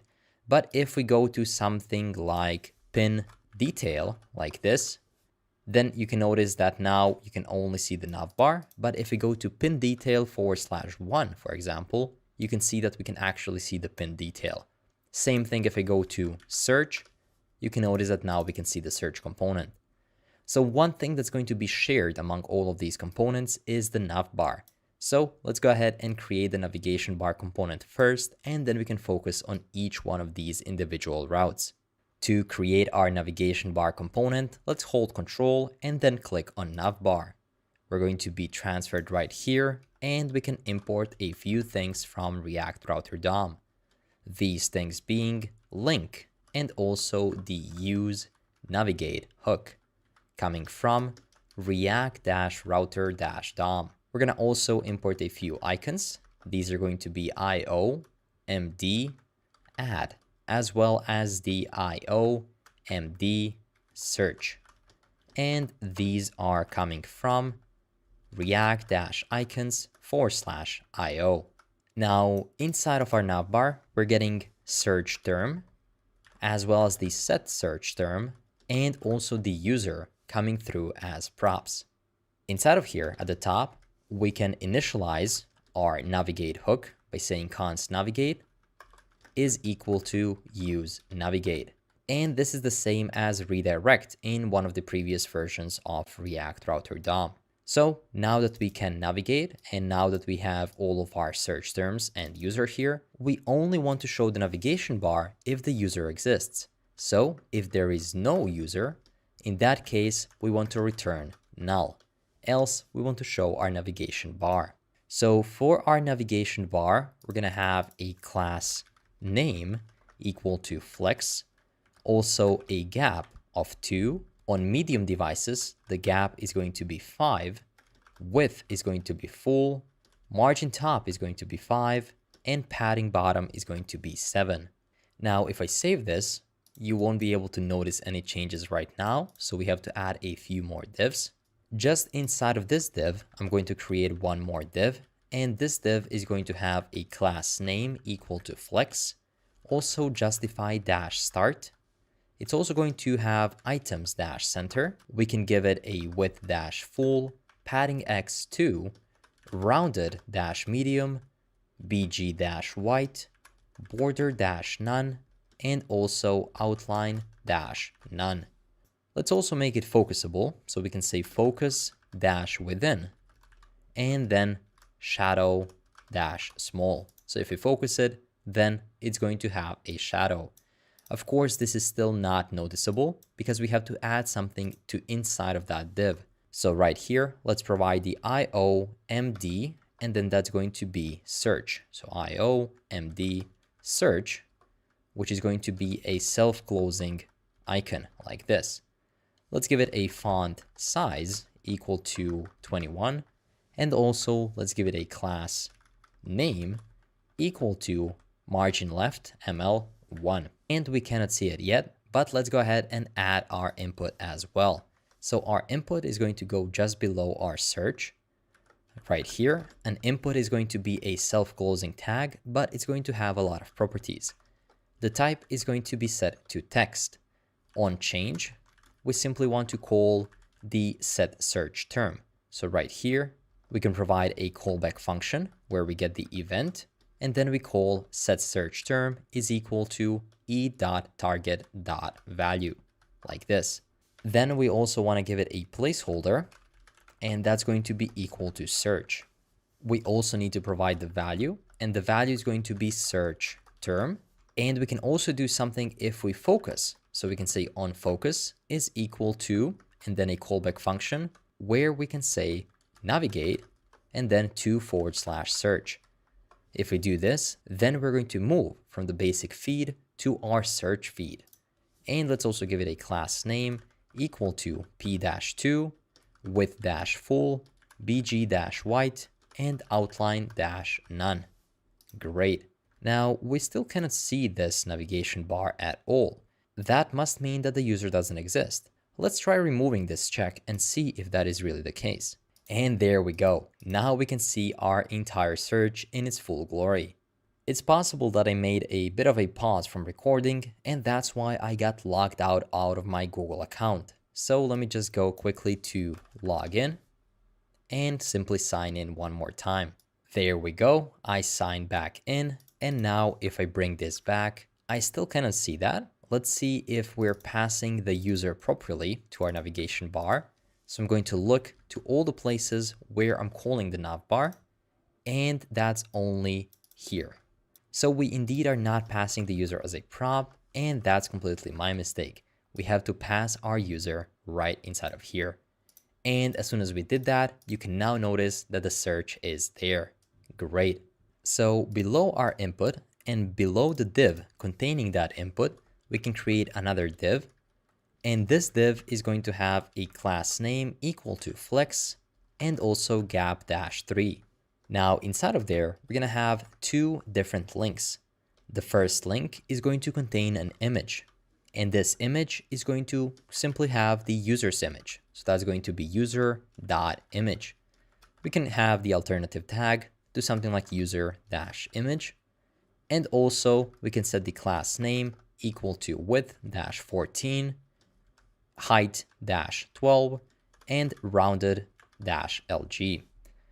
It looks like we don't need to mention the image here. It's just user because HTML already knows that. There we go. So let's try to reload the page. And it looks like that our app didn't load. Let's go ahead and open up the console. Right here inside of our console, we can notice that we have cannot read property path name, and that happened in the link. That's because we need to provide a to property right here. I hope that it's not going to throw an error right away, but it looks like it does. So I'm going to open up a dynamic block of code and enter user-profile/user?._id. There we go. And let's also give it a class name. And that class name is going to be equal to hidden and also md-block. As soon as we save that, you can now see that we have this search right here. And if I remove this mobile mode right here, you can also notice that there is the small JavaScript mastery logo at the top, and this is going to lead us to our profile. Now we want to add one more link, so I'm going to simply duplicate this. Instead of rendering the image to our profile, we can simply render the IOMD add icon like this, and this is going to lead simply to create bin, create-bin. And let's also change the class name. The class name is going to be bg-black, text-white. Also, let's give it rounded-lg, width-12, height-12. You can see this is slowly starting to form on the top right corner. On medium devices, width-14, and on medium devices, let's also set the height to be equal to 12. Let's also give it a property flex, justify-center, and items-center. And as soon as we do that, you can notice that plus icon right at the top next to the JavaScript Mastery logo, or in your case, your user logo. Great. With that said, our navigation bar is now done. Right now, we're displaying a search bar as well as the icon to visit the profile page and an icon to create a new pin. Now we can start creating each one of the components below the navigation bar individually. The first component on our list is, of course, the feed component. So let's go ahead and create it right away. To create our feed component, we can of course control click the feed and start importing all of the necessary dependencies. From React, we're gonna need use state as well as the use effect hooks. Then just below that, we can also import use params, which is coming from react-router-dom. We're gonna use this to find out what are the currently passed in parameters. With that, we can find out what is the category that the person is currently looking at. Then we're going to import our client, and our client is coming from /client. This is our sanity client we're talking about. Just below our client, we can import two new components. The first one is going to be called masonry layout. A weird name for a component, I know, but I'm going to explain what that means really soon. And this is coming from /masonry layout. Then just below that, we can import a spinner component for our loading, and that's going to be coming from spinner. Of course, we're getting an error because these components don't yet exist. So let's go ahead and create them. A new file called masonry layout.jsx, and that's going to be an RAFCE where we can simply say masonry layout. And now we can repeat the process for our spinner.jsx, where we're simply going to create a React arrow function component containing the word spinner, at least for now. And now let me explain what masonry layout actually means. One search across Google Images is quickly going to give you the answer. This is how the masonry layout looks like. It's going to be a not so straight grid. A grid with items in rows and columns, but items don't have the same heights. That is a masonry layout, and it provides a nice natural view, especially for images. We can see that live on our example right here, especially if we expand this. As you can see, this image is not as tall as the other ones, and we can scroll through all of the images in our masonry grid. Great. Now that you know what a masonry grid is, we can go back and start implementing it. More specifically, let's first set up the loading state. So right here, we can say use state, and then use this helper right here, and call the state loading and set loading. At the start, that's of course going to be set to false. Inside of here, we can do if loading. In that case, we can simply return a spinner, which is a self-closing component. And right here, we can say something like a message, which is a prop. And we can simply say, we are adding new ideas to your feed, and an exclamation mark. Great. And the cool thing about this is that later on, once we actually go on a specific category, like coding, we'll be able to say, we are adding new coding ideas to your feed, and so on. So we're going to make this dynamic. And that is the only reason why we're passing it through the props. So now let's set the loading to true, just so we can test it out and implement the spinner. And let's go to the actual spinner.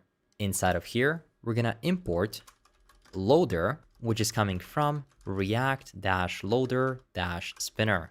We are of course getting a message through props right here. And inside of here, we can give this div a class name that's going to say flex-column or col, justify-center, items-center, width-full, and height or h-full. Then we can render a self-closing loader component right here, and we can give it a type is equal to circles.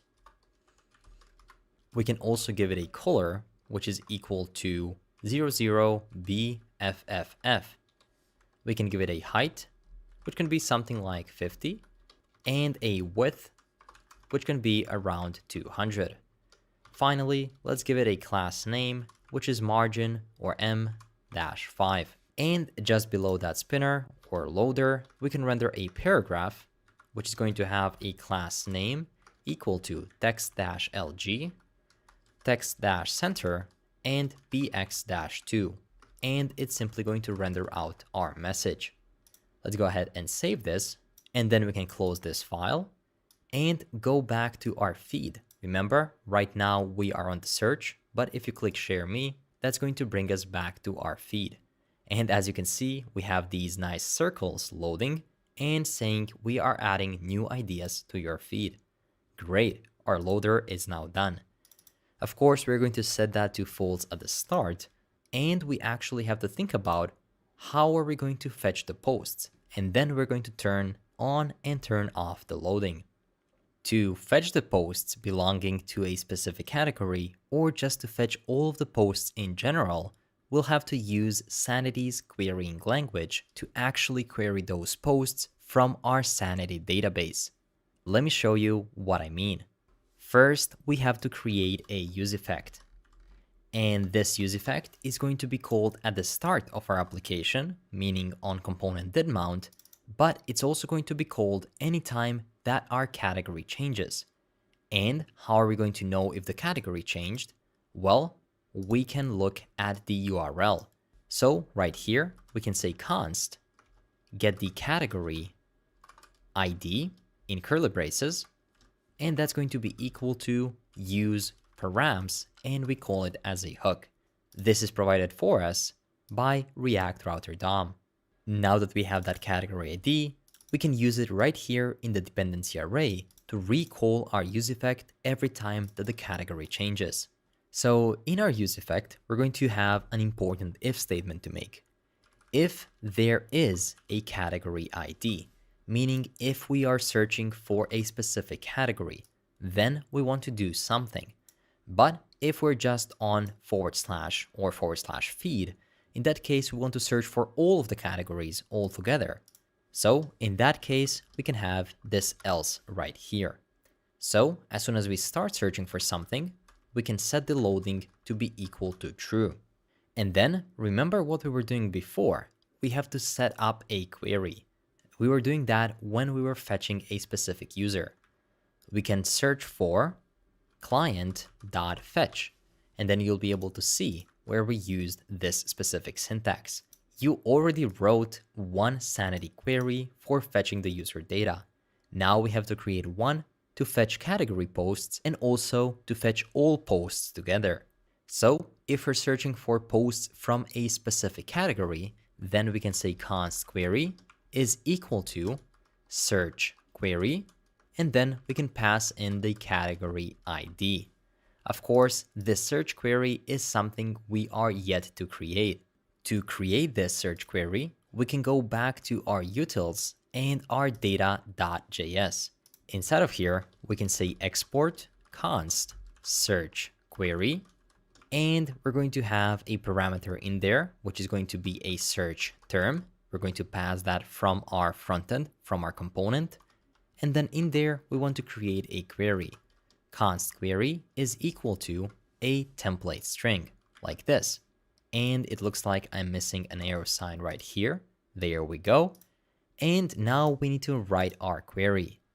Sanity uses something known as GROQ or Grok, and that is the Sanity's querying language. It stands for Graph Relational Object Queries, and you'll be able to describe exactly what information your application needs, potentially joining information together from several sets of documents and then stitching together a very specific response with only the exact fields you need. It's extremely similar to GraphQL, but it's even easier to write. I'm going to leave the link to this document down below, and I would strongly encourage you to go through it and read about at least some of the introductory topics. But as you can see, starting from the basics, you need to start with an asterisk. An asterisk represents every document in your dataset. So to be able to fetch a movie, you can say asterisk and then open square brackets, underscore type is equal to movie, and release date is larger than or equal to 1979. So let me show you how we can do that for our pins. Let's start with a star and then square brackets. We can say underscore type is equal to and then a string of pin because we only need pins back. We can say end title match is going to be a string, and then inside of there we're going to provide a template string that's going to be our search term. And then we can say or category match So we can match either by title or category. And again, in here, we're going to have our search term like this. Make sure to wrap it in string signs, even though this is a string of its own. And then finally, we can say or one more time about match, because we want to make our search as smart as possible. It's going to search for about in each pin. It's going to search for the category as well as the title itself. So we need to repeat this thing, a string with a search term inside of it. But in each one of these search terms, just after the closing brace, you can add the asterisk, meaning it's going to start matching terms even before you actually finish the term. Great. Just after the square bracket, we can open up a pair of curly braces. Inside of here, we can specify what data do we want to get back. We of course want to get back an image. More specifically, that image is going to contain an asset and we need to get back the URL. This is the syntax. It might look weird at the start, but as you read through this just a bit and write it a few times yourself, it's going to make full sense and it's actually extremely intuitive. Now, we also need the ID of a specific pin. So just below the image, I'm going to add a comma and say _ID. We also need the destination. And finally, we're going to have the posted by as well. But from the posted by, we only need to get some things. We need the _ID. We need the user name of the person who posted it, and also the image of the user who posted it. Then after that, we can provide a comma and get an array like this of all the people who saved that specific pin. So we can say save and then an array sign, and then an object. We need to get the keys of all the people who saved it, and also posted by for each one of these saves. I know it's getting a bit confusing, but just bear with me. And we can write _ID, user name, and image of all of the people who saved that specific post. Let's also make sure to add a comma right here and right here. And this is one of our most complicated queries. Let's go ahead and return it just at the bottom. Okay, now our search query is fully done. So let's go back to the feed. And right here, we can now import it. We can press the control space and it should be imported automatically. There we go, search query coming from /utils/data. Now that we have the query, we can do client.fetch, provide in the query of the data we want to fetch. We can say .then, we get the specific data back, and then we want to set the pins to be equal to data. Of course, these pins are a state, so let's go ahead and create .useState. We're going to call it pins and set pins, and at the start, they're going to be set to null. Of course, we also want to stop the loading, so I'm going to say set loading is equal to false. Great.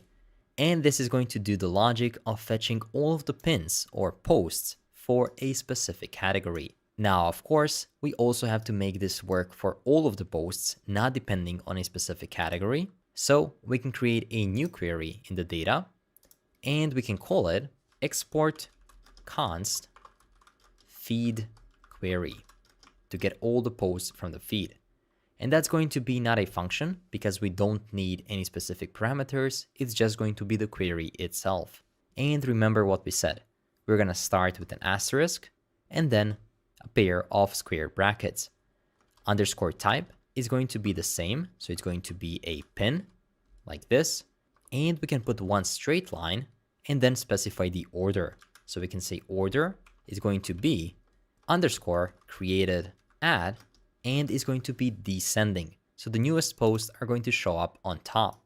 We were supposed to close this square bracket right here and not here. And finally, after this parenthesis, we can specify what data do we need from all of these pins that we get. And that data is going to be the same as this data right here. We need the image, more specifically the URL from that image, the ID, destination, posted by, and then the list of all the people who saved that specific post. So let's go ahead and copy this and paste it straight here. And there we go. That was our feed query. Now we can go back to our feed In this case, we don't have to call the search query because remember, we're not providing any parameters. We have the already done query. So we can simply say client dot fetch, and then we're going to provide the feed query. Of course, we have to import it. So you can do control space and then simply import it here, or do it manually right here, feed query and search query from /utils and then data. After we fetch the data, we can call the .then, get the data, set the pins to be equal to data, and also set the loading to be set to false, meaning we're fetching all of the pins. Of course, it would be great if we could show some pins, but right now at the moment, we don't have any pins to show and we don't yet have the functionality to create those pins. So we can go to our sanity desk right here and create a new pin straight from their dashboard. Let's go ahead and create a new pin. Our pin is going to have a title.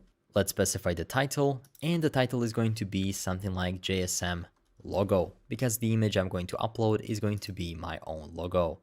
The about, we can say this is the image containing the JSM logo. Let's fix this typo right here. There we go. As the URL destination, let's add the resource.jsmasterypro.com/newsletter. If you haven't already, definitely make sure to subscribe to our newsletter where I weekly share all of the best tips, guides, and ebooks from the web development world. See you there. With that said, we can also provide a category, and in our case, that's going to be web development. And the last thing we have to do is drag and drop the image. Instead of dropping my own logo, I found some of the old images from my desktop setup. So let's go ahead and share that instead. I'm going to pull it and drop it right here. That image is definitely going to look better on our masonry grid. Let's change this to JSM desk setup. Great. And right here, this is the image containing the JSM desk setup.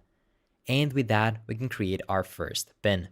We of course have to attach it to a specific user.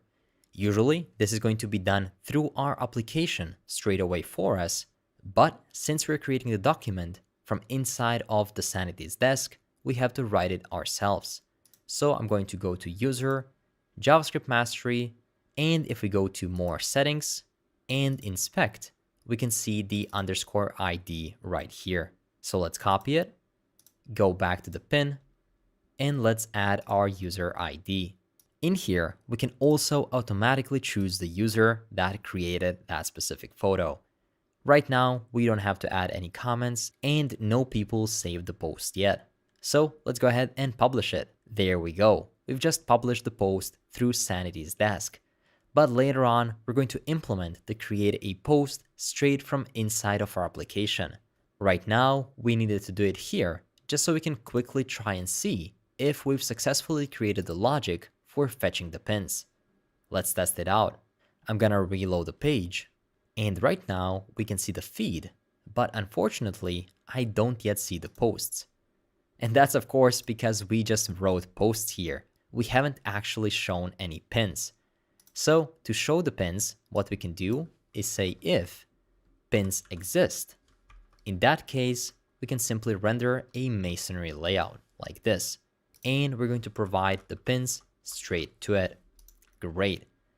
So our next step, of course, is to go to the masonry layout and in here, render out those pins.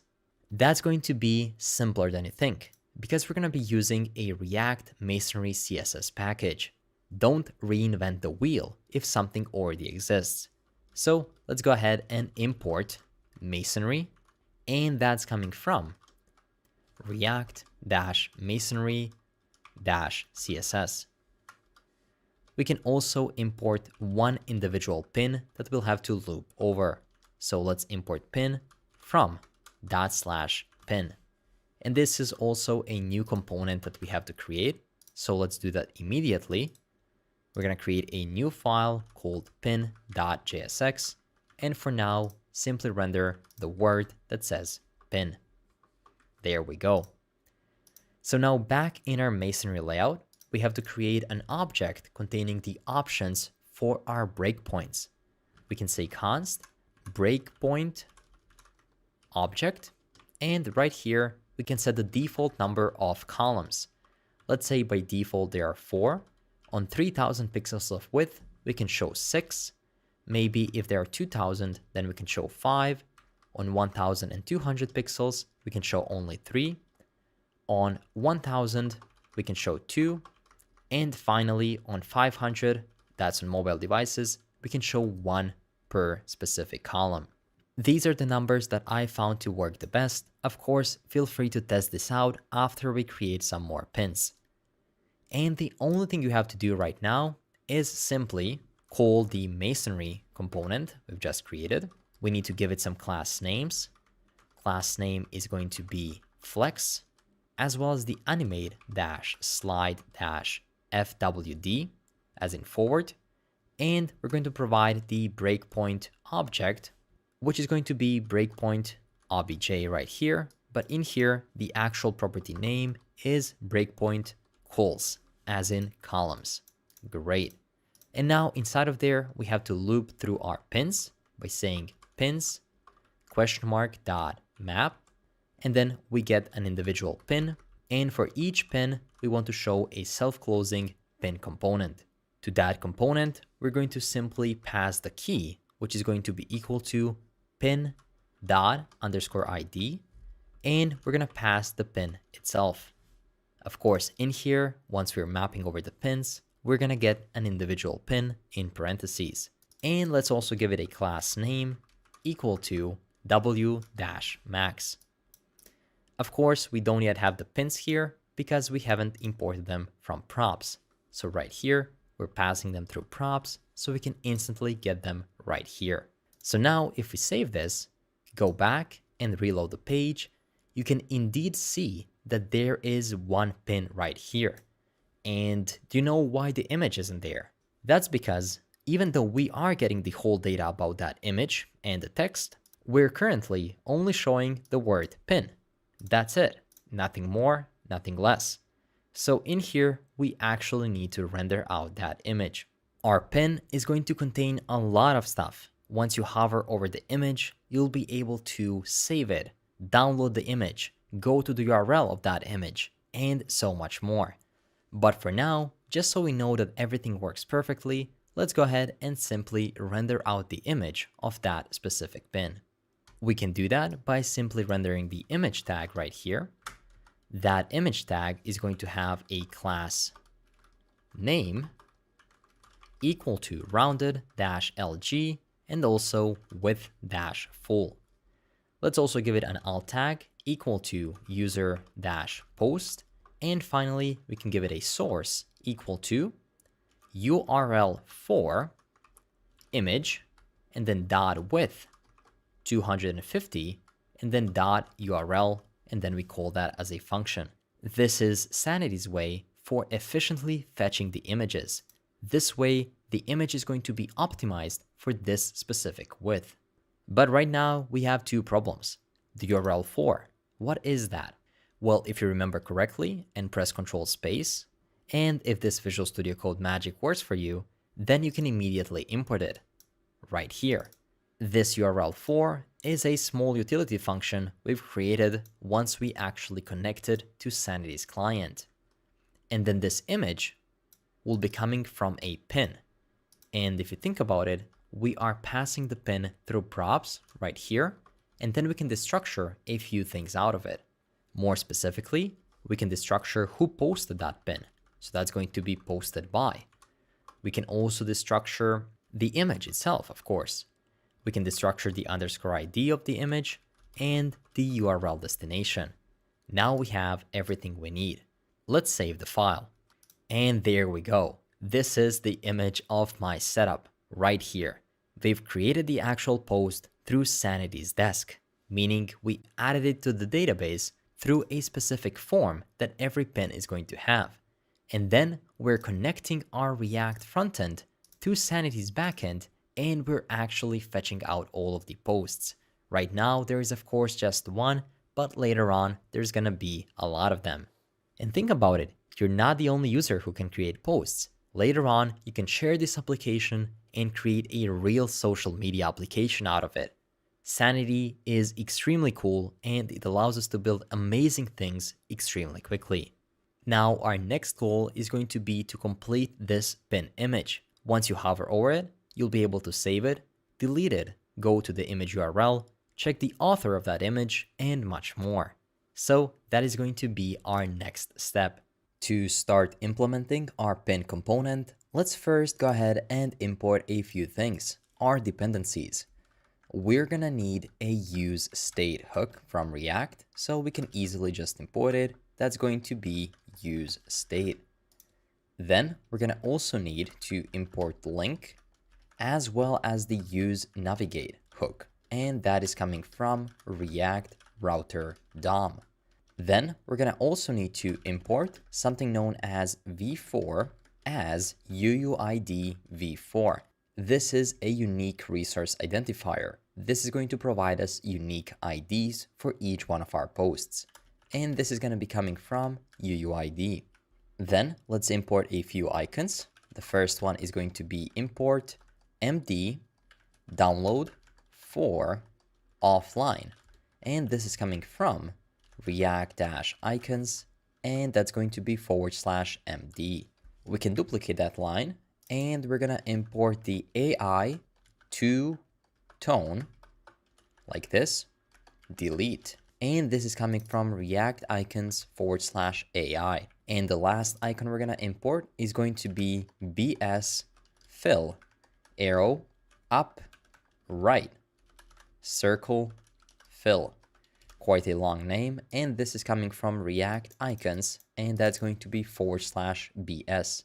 And then finally, from our client, we're gonna import the URL for as well as the client itself.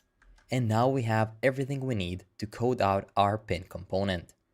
Let's start with the JSX, and then we're gonna create the utility as we go. First, we're gonna have a div that's going to have a class name equal to m-2, which stands for margin 2. As you can see, that just provided some margins. Then I'm going to put this image down below because we're going to be adding a lot of stuff here. Then we're going to have a div, and this div is going to have quite a few properties. It's going to have the on mouse enter property like this. And then in there, we're going to call a callback function. And that callback function is going to set the state of set post hovered. So are we currently hovering the post? If that is the case, then we're going to set that to true. And also we can duplicate this line and say on mouse leave. In that case, we can say set post hovered is going to be set to false. We can also provide the on click property. So if the user clicks on that specific div or a post, in that case, we want to simply navigate. So we can say navigate. We're going to use a template string and say /pin-detail and also / and then underscore ID. And as you can see, we don't have any of these values defined. So let's go ahead and define them straight away. First, let's define our state. In here, we can say use state, and that's going to be post hovered. And then we can simply tab out, and at the start, that's going to be set to false. We're going to also use another state later on, which is going to be called use state, and that's going to be saving post. So are we currently saving the post? And that's also going to be set to false at the start. Then, as you can notice, we're also using the navigate hook. So we can say const navigate is equal to use navigate, and that's coming from React Router DOM. Great. And finally, let's also provide some class names to this div. Class name is going to be equal to relative cursor -zoom -in. For this cursor zoom in to work, we also have to add a few more properties. So let's go ahead and add the w-auto for the auto width, and also hover on hover shadow-lg. It's going to be rounded-lg, and it's going to have overflow-hidden. It's also going to have a transition-all. Duration of that transition is going to be 500, and it's going to ease in out. Now, if we save this, right now we won't be able to see any changes. But later on, when we hover over the post, this is what we get. We're going to get a download icon, also the save button, and we'll be able to go to the URL of that specific image. So let's continue adding the things inside of this div to achieve this functionality. Right inside of this div, we're going to have our main image. So let's put it right here. There we go. Now we can remove these empty spaces and continue with our JSX. We need to be able to know if the post has been hovered. So we can say if post hovered, or simply post hovered and end. In that case, we want to show some JSX. More specifically, we want to show a div, and that div is going to have a class name. That class name is going to be absolute. Top is going to be set to 0. Width is going to be full, and height is going to be full. It's going to be flex, flex dash column, justify dash between, padding 1, padding right 2, padding top 2, and padding bottom also 2, and finally z index is going to be set to 50. Of course, this is not something we can see right away, but as soon as we fill this div, we will be able to see it. And I've had some issues with the full height using Tailwind. So in this case, we're also going to manually change the styles to be height is equal to 100%. So inside of this div, we're going to have one more div, and this div is going to have a class name equal to flex, items dash center, and justify dash between. Inside of there, we're going to render our first icon, but it's going to be inside of one more div with a class name set to flex and gap dash 2. Inside of there, we can render the anchor tag. This anchor tag is going to have a few properties. More specifically, it's going to have an href equal to a template string of image question mark dot asset question mark dot URL, and then outside of that question mark DL is equal to. So this is going to allow us to download that specific image. And then below, we can simply say download. You can specify an anchor tag as a download anchor tag, which is immediately going to trigger the download. And we need to add something on click, more specifically, a callback function, where we get an event, of course, a click event, and we're going to simply call event.stop propagation. We have to do this because once you click on something, it's going to trigger all of the other effects, but in this case, we simply want to download it. I'm going to explain how exactly this works in just a minute. And then let's also add some class names. But before we do, let's put the actual icon in just so you can see the changes live. That's going to be MD download for offline. Let's save it. We of course have to close this icon right here. And right now, looks like we have an issue. MD download for offline is not found. Let's see. Looks like I've made a quick typo here. The offline was supposed to be there with 2 Fs. There we go. And right now, if you reload the page, you can notice that it's hard to see the icon, but it's there. So let's provide some styling so we can see it more clearly. Let's give it a class name equal to bg-white. Also, width is going to be 9 and height is going to be 9. If I save this, nothing is happening yet. Let's make it rounded dash full, flex, items dash center, as well as the justify dash center, text dash dark, text dash XL to make it bigger. Opacity is going to be set to 75. And with these changes, if we now hover over this, you can see the icon on the top left. Let's also add a few more properties. Things like hover opacity is going to be 100. Then hover shadow dash MD and also outline dash none. Now, if we save that and hover over it, you can see that if we hover over it, it's going to have a higher opacity. That's a great trick to visualize that specific hover effect. So we talked about this stop propagation thing. Right now, if we click on the image, anywhere on the image, we're going to go to that specific bin detail page. But if we click here on top left, that is this button. But think about it. Behind this button is the image. So we're going to be redirected to the image as well. And we can see that clearly if we comment out the stop propagation line.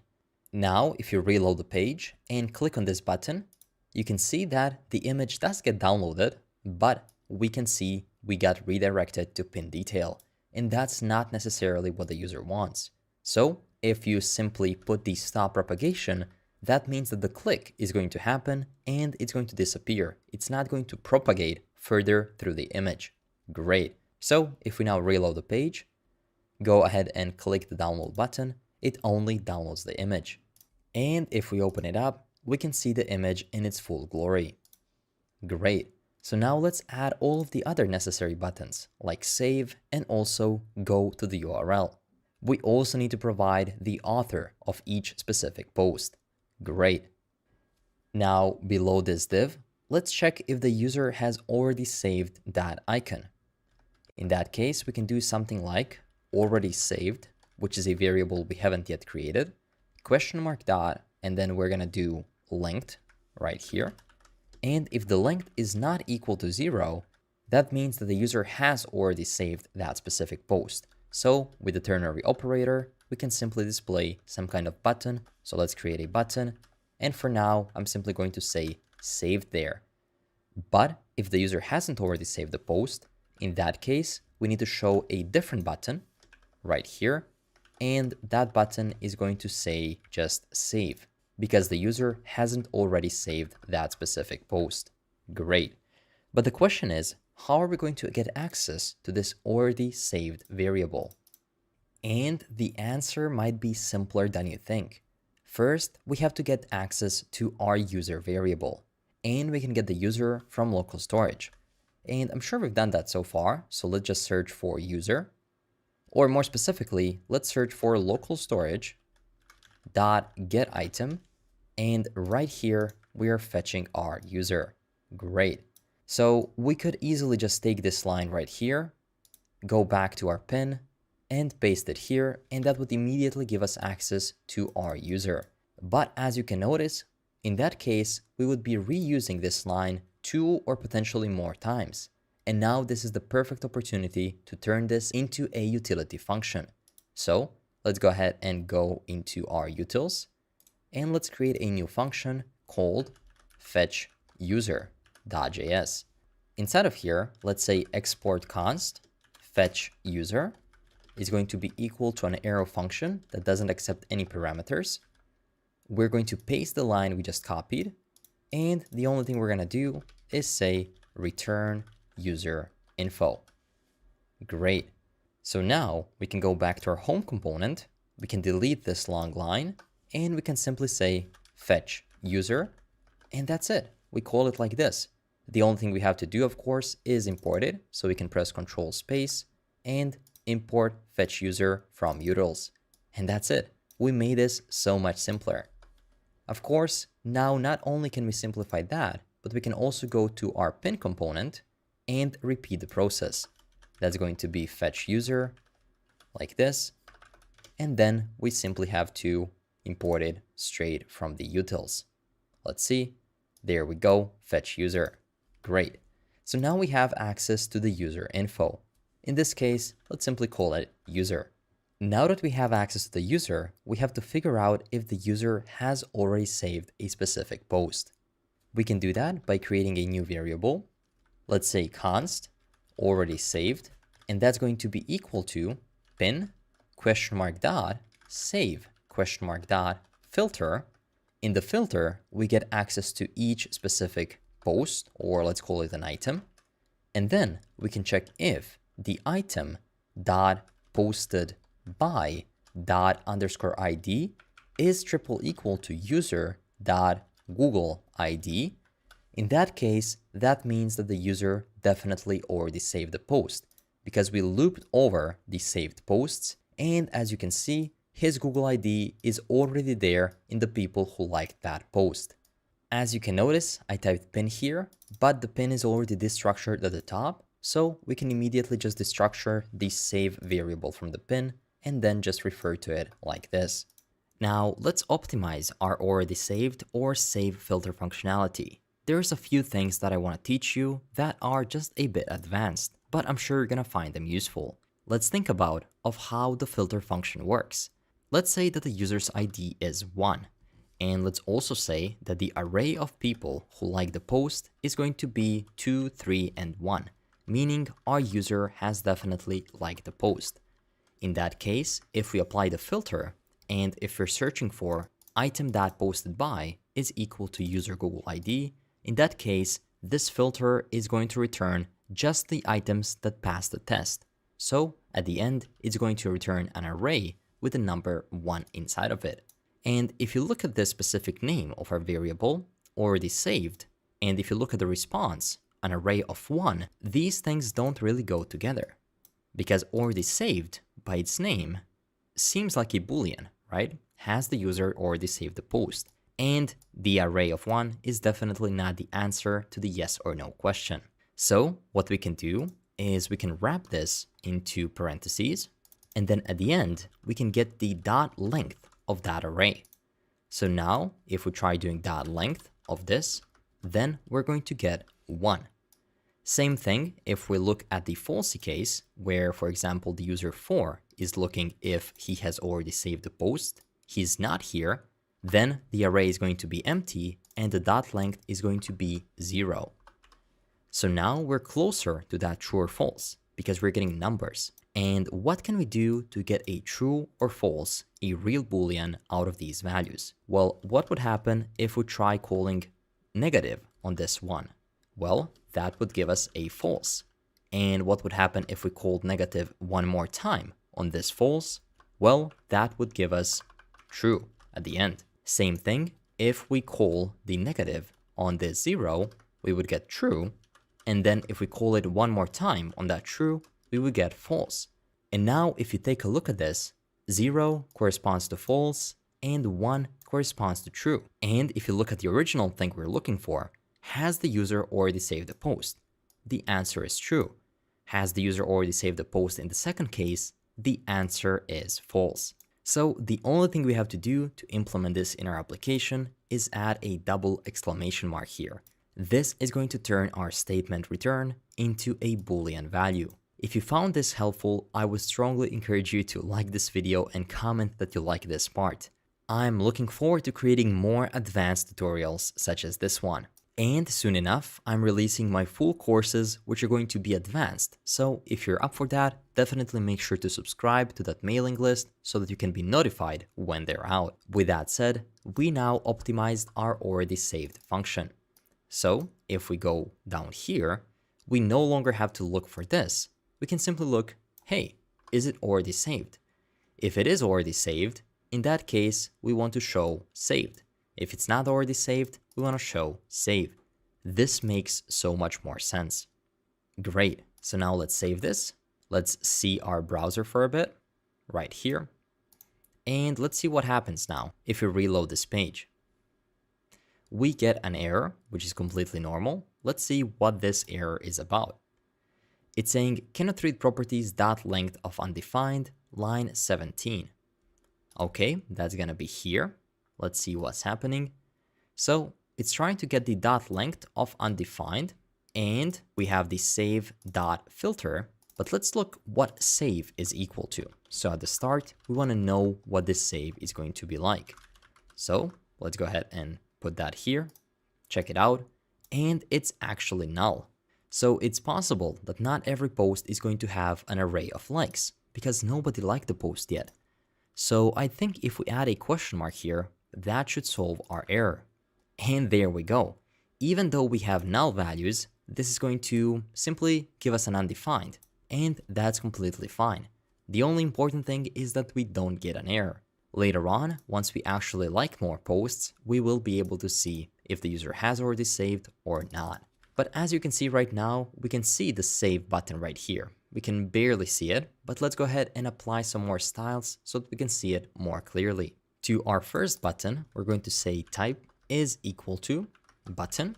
And now let's apply a bit of a longer class name to make this look really good. So let's say class name is equal to bg-red-500.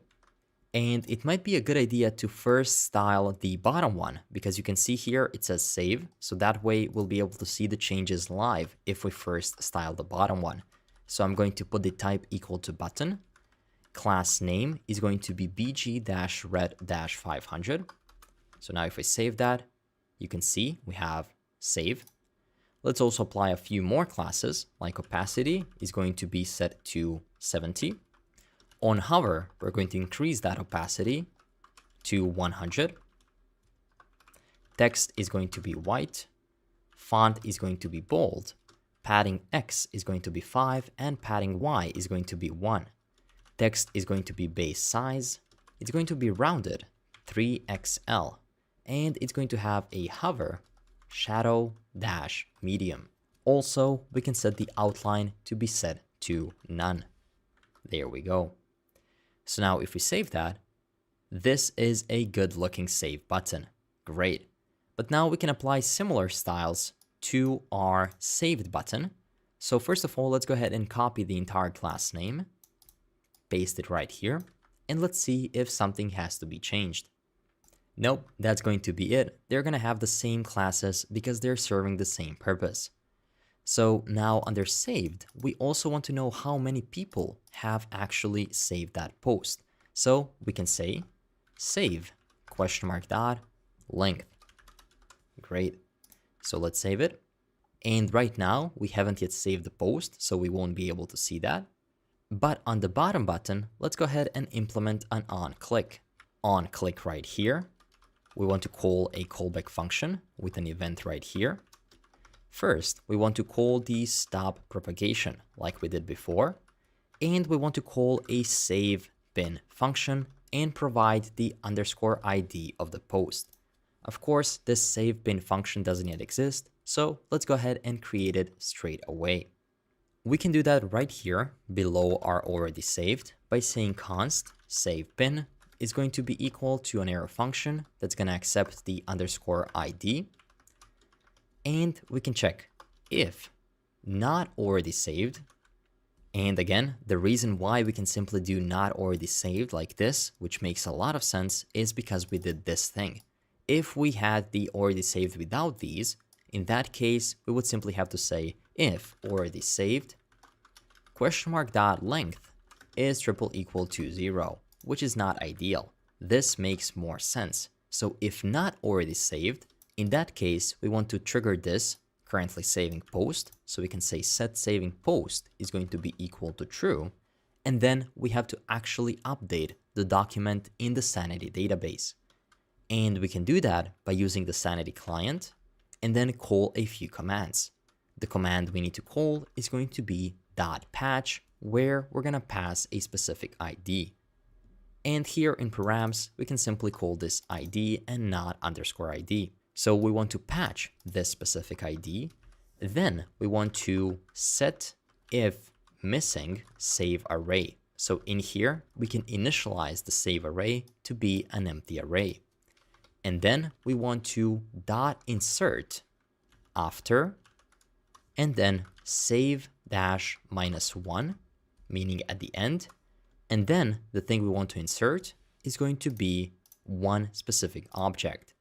An object that's going to have the underscore key property equal to UUID v4. This is going to generate a unique ID. We need to have the user ID of the person who liked that post. So we need to say user.googleid. Then we also have to have the posted by, meaning who liked the post. That's going to simply be underscore type is posted by, and then the underscore ref is going to be user.googleid one more time. Now, after we inserted something, then we have to call a .commit like this. If you hover over this, Sanity has amazing built-in documentation, and they say commit the patch, returning a promise that resolves to the first patch document. And you can do the same situation with all of these to see what this exactly does. So, since commit is returning a promise, we can definitely call a .then on it. And once we do, we need to reload our window by saying window.location.reload. And finally, we need to set the saving post to false. Not even sure if this is necessary because we are reloading the page, but let's go ahead and check it out. I'm gonna save this and I'm gonna click save right here. The page will get reloaded and now we have one saved.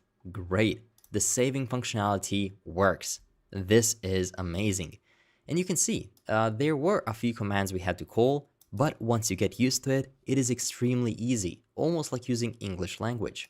Patch the post with an ID, add an array, insert a document, commit, and then do something else, whatever you want to do.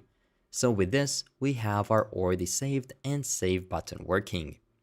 Now we could use the saving post state right here to say saving post. And if it is, we can simply say saving, and then else we can say simply save. But the save action is happening incredibly quickly, so I don't even see a reason to do that. We can always simply say save, and in that case, there isn't really a reason for us to use the saving post state. So we can completely delete that, we don't have to set it here, and we don't have to clear it at the end. Right now, we cannot test if this is going to make any difference because we have already liked the post, but later on, once we add more posts, we'll be able to test everything out thoroughly. With that said, we have to implement the bottom icon, which is going to be the link to the site that hosts this image, or any site that the user provides. So, just below, not this button, below this specific div, there we can create a new div. This div is going to have a class name equal to flex justify dash between items dash center gap dash to and w dash full. Inside of there, we want to show that URL, but only if the URL exists. To check whether we have a destination URL, we can simply say destination and in that case render something out. So that's going to be a destination URL, and in that case we want to show an anchor tag, and that anchor tag is of course going to have an href pointing to a specific destination. Of course, this has to be spelled correctly, destination, there we go. And then the target is going to be underscore blank to open this link in a new page. With the target blank, we also have to provide the rel equal to no refer.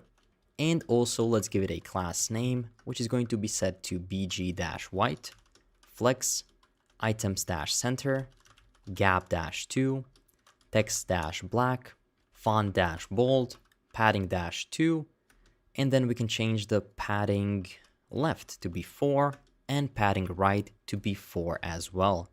Let's also make the button rounded, -full. Let's give it an opacity of 70. And also on hover, we want to increase the opacity to 100. And let's also give it a shadow on hover by saying hover shadow -md. Again, we reused most of these styles for the previous buttons.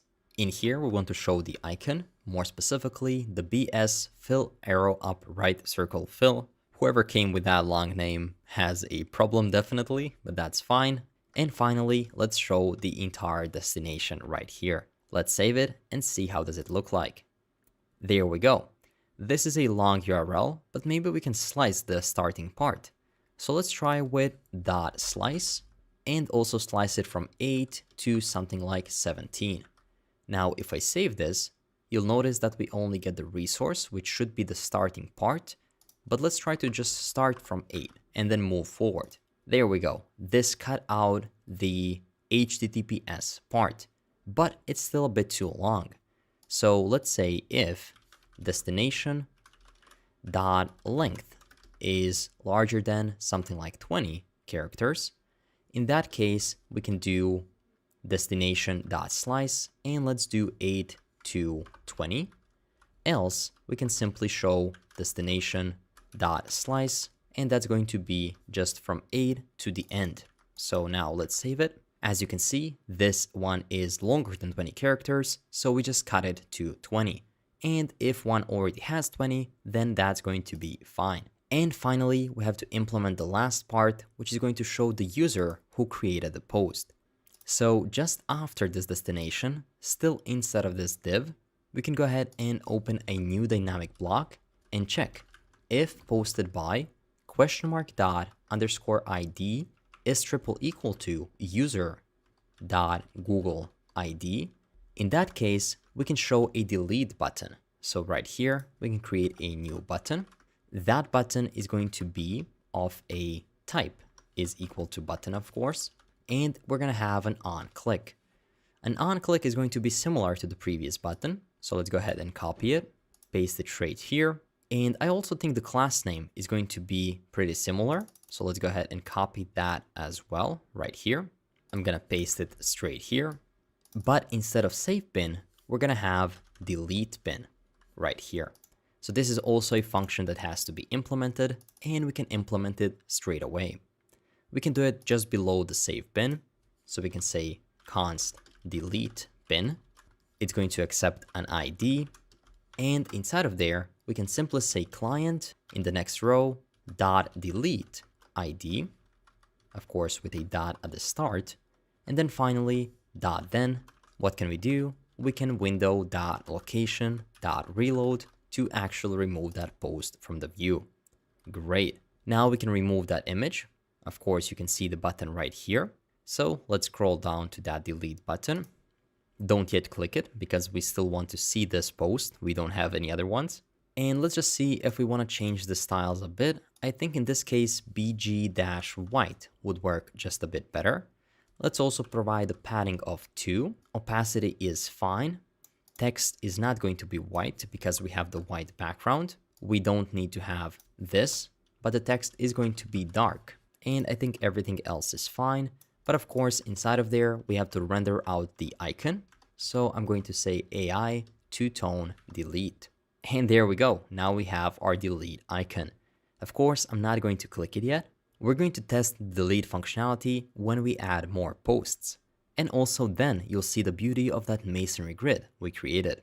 So now below this div, and this div as well, let's finally add a link. And this is going to be a link to the profile of the person who created this pin. So we can say to open a template string, and it magically autofilled it for me.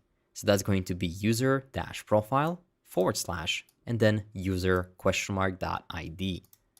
Let's also give it a class name, which is going to be equal to flex, gap-2, margin top-2, and items-center. Inside of there, we of course want to show the user's image. So we can say img. Let's put it in multiple rows. Let's give it a class name is equal to w-8. Height is going to be 8 as well. Rounded-full and object-cover. We can set the source to be equal to posted by and then !image. And finally, we can say alt is user-profile. Let's save it. And as you can see, we have a small JavaScript Mastery logo right here.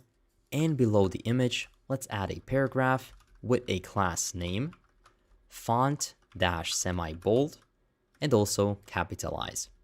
And inside of there, we can render the posted by dot, and that's going to be user name with a capital N. And there we go. JavaScript Mastery created this post. And this is going to be everything for our individual posts in the Masonry grid. Of course, we right now have just one post, but you can just go ahead and create as many of them as you want. Of course, some of the next steps are clicking on an individual post should leave us to the pin detail page, and clicking on the author should leave us to the profile. In this case, it says undefined here, and that's because this wasn't supposed to be user, it's supposed to be posted by. So now if we save that, go back and click again, now we have a user profile. Great. These are just some of the next things that we have to implement. But of course, the create pin page is also right here. So maybe that might be a good next step. We need to create more pins so that we can test them out all together. So let's go ahead and create the create pin page next. To create our create pin page, we can go to our pins component. Let's check it out. There we go. That is a pins container. And right inside of here, you can see that we have a route called create pin. And there we are rendering an element create pin to which we're passing the user as a prop. So let's go into a create pin component right here, and we immediately know that we're gonna get the user as a prop. So let's go ahead and import all of the necessary dependencies. We're gonna use the use state hook from React. We're gonna also use a few icons. That's going to be AI, outline, cloud, upload. That's gonna be the icon for the image upload. And this is coming from react-icons/AI. Then we're gonna also import md delete icon, and that is coming from react-icons/md. And finally, we're gonna import the use navigate hook, and that is coming from react-router-dom. As our local imports, we're gonna have to import the client, which is sanity client, coming from /client. And we'll also import a spinner from /spinner. This is the loading bar component we have already created. And we'll also have to import a list of categories. That's going to be an array containing a lot of objects with the name for each category, something like sports, and also an image for that specific category. So we can go to our utils, data, and then right here, we can create that variable just so we don't have to write it straight from inside of our file. And the categories array is going to look like this. It's going to be an array with about a dozen categories, and it's going to be categories array with objects, including a name and an image. That's all that it is. As you can see, this is just generally just typing out the names and finding the images for each specific category. So I don't want you to waste time on this. I'm simply going to give you access to the entire data.js file down below.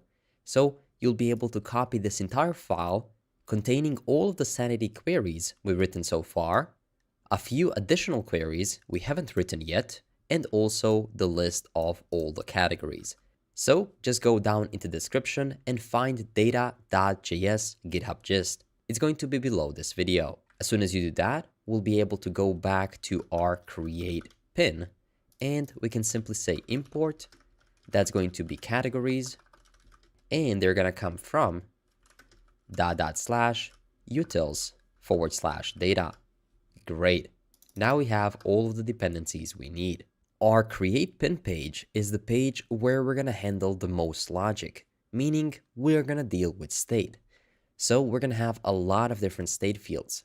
So it might be a good idea to simply create all of these state fields right away, just so we don't have to come back to the top of the component every now and then to create a new state.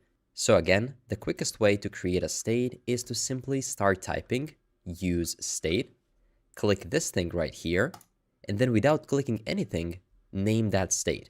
In this case, that's going to be title. Then press the tab key and simply initialize this state to an empty string.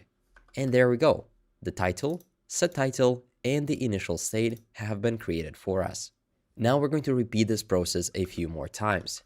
Use state, then this one is going to be about, and also set about, and it's going to be set to empty string. We can go to our third state, which is going to be something like destination. Set destination, and also that's going to be set to an empty string. Then we're going to have the loading state. So we can say use state, loading, set loading, and at the start, it's going to be set to false.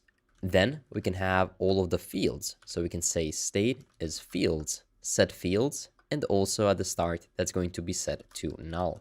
Then let's do one more. This use state right here is going to be called category, set category, and at the start, it's going to be set to null as well. And we have two more to go. Use state. This one is going to be image asset, and that's going to be set to null as well. And finally, let's do the use state. This one is going to be wrong image type. So this is going to be an error if the user uploads the wrong image type, and at the start, it's going to be set to false. And with that said, we have all of the use states we're gonna need.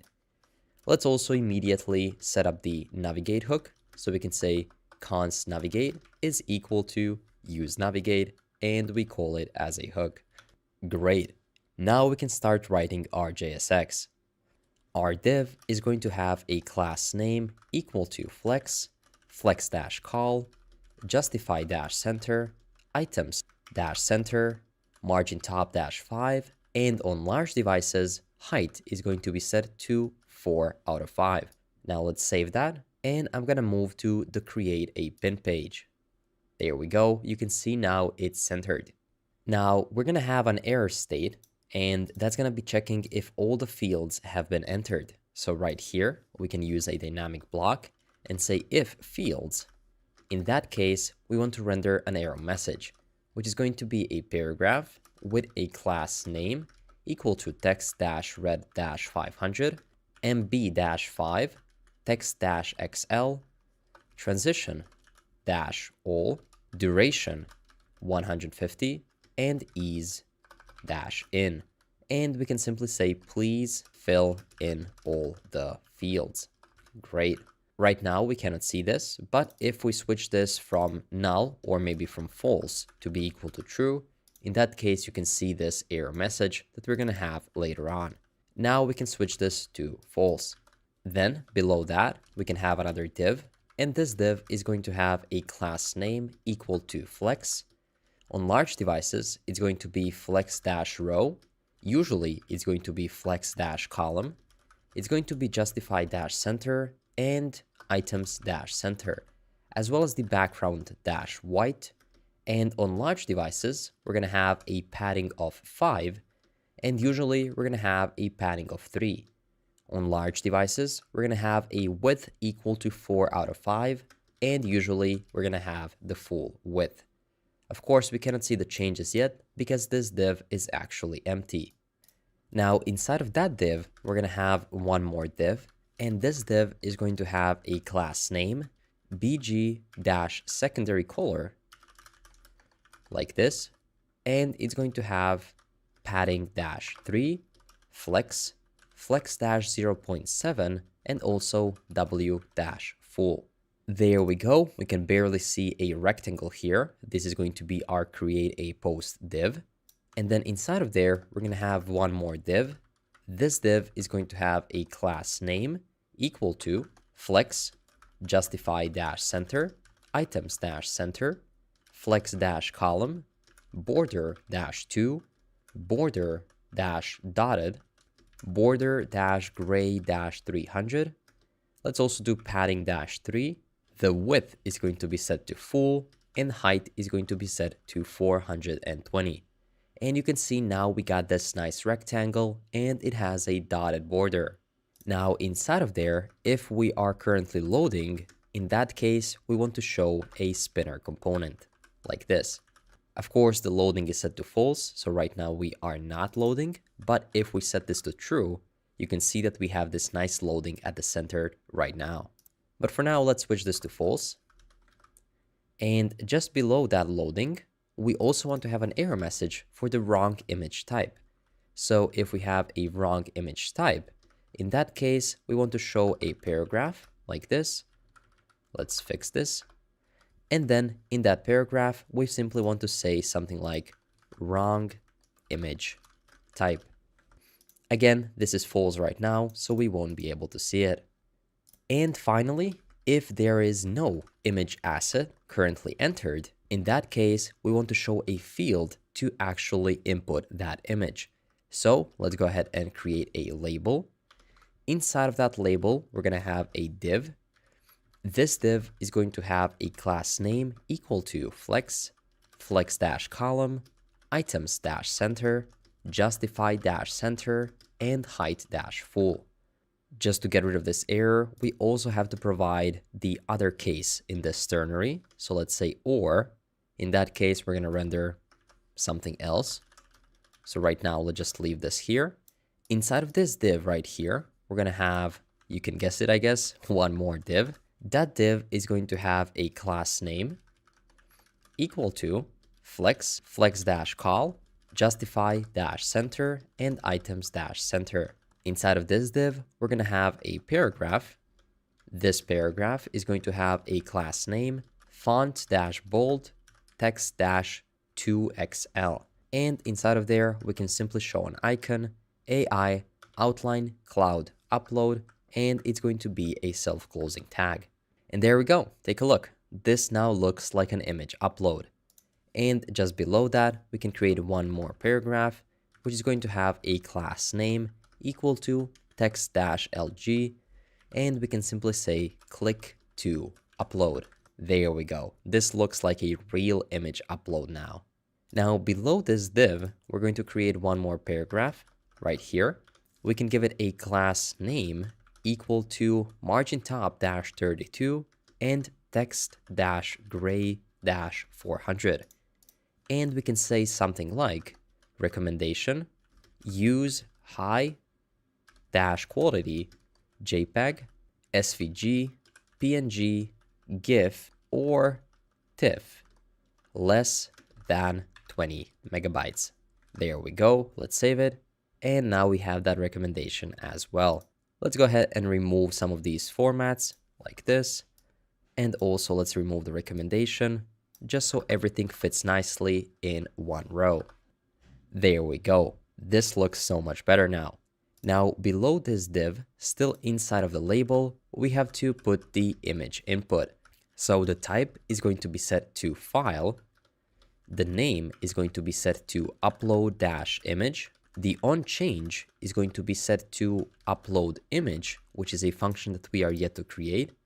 And finally, the class name is going to be set to w-0 and height-0. Great. For this to work, we of course have to create that upload image. So just at the top, let's go ahead and create const upload image is going to be a function. And as a parameter, it's going to accept the actual event. Now, through the input of type file, you can get the selected file like this by saying const selected file is equal to e.target.files and then 0. Now, of course, we have to check what is the type of that file, and we can do that by saying if selected file.type is equal to image/png.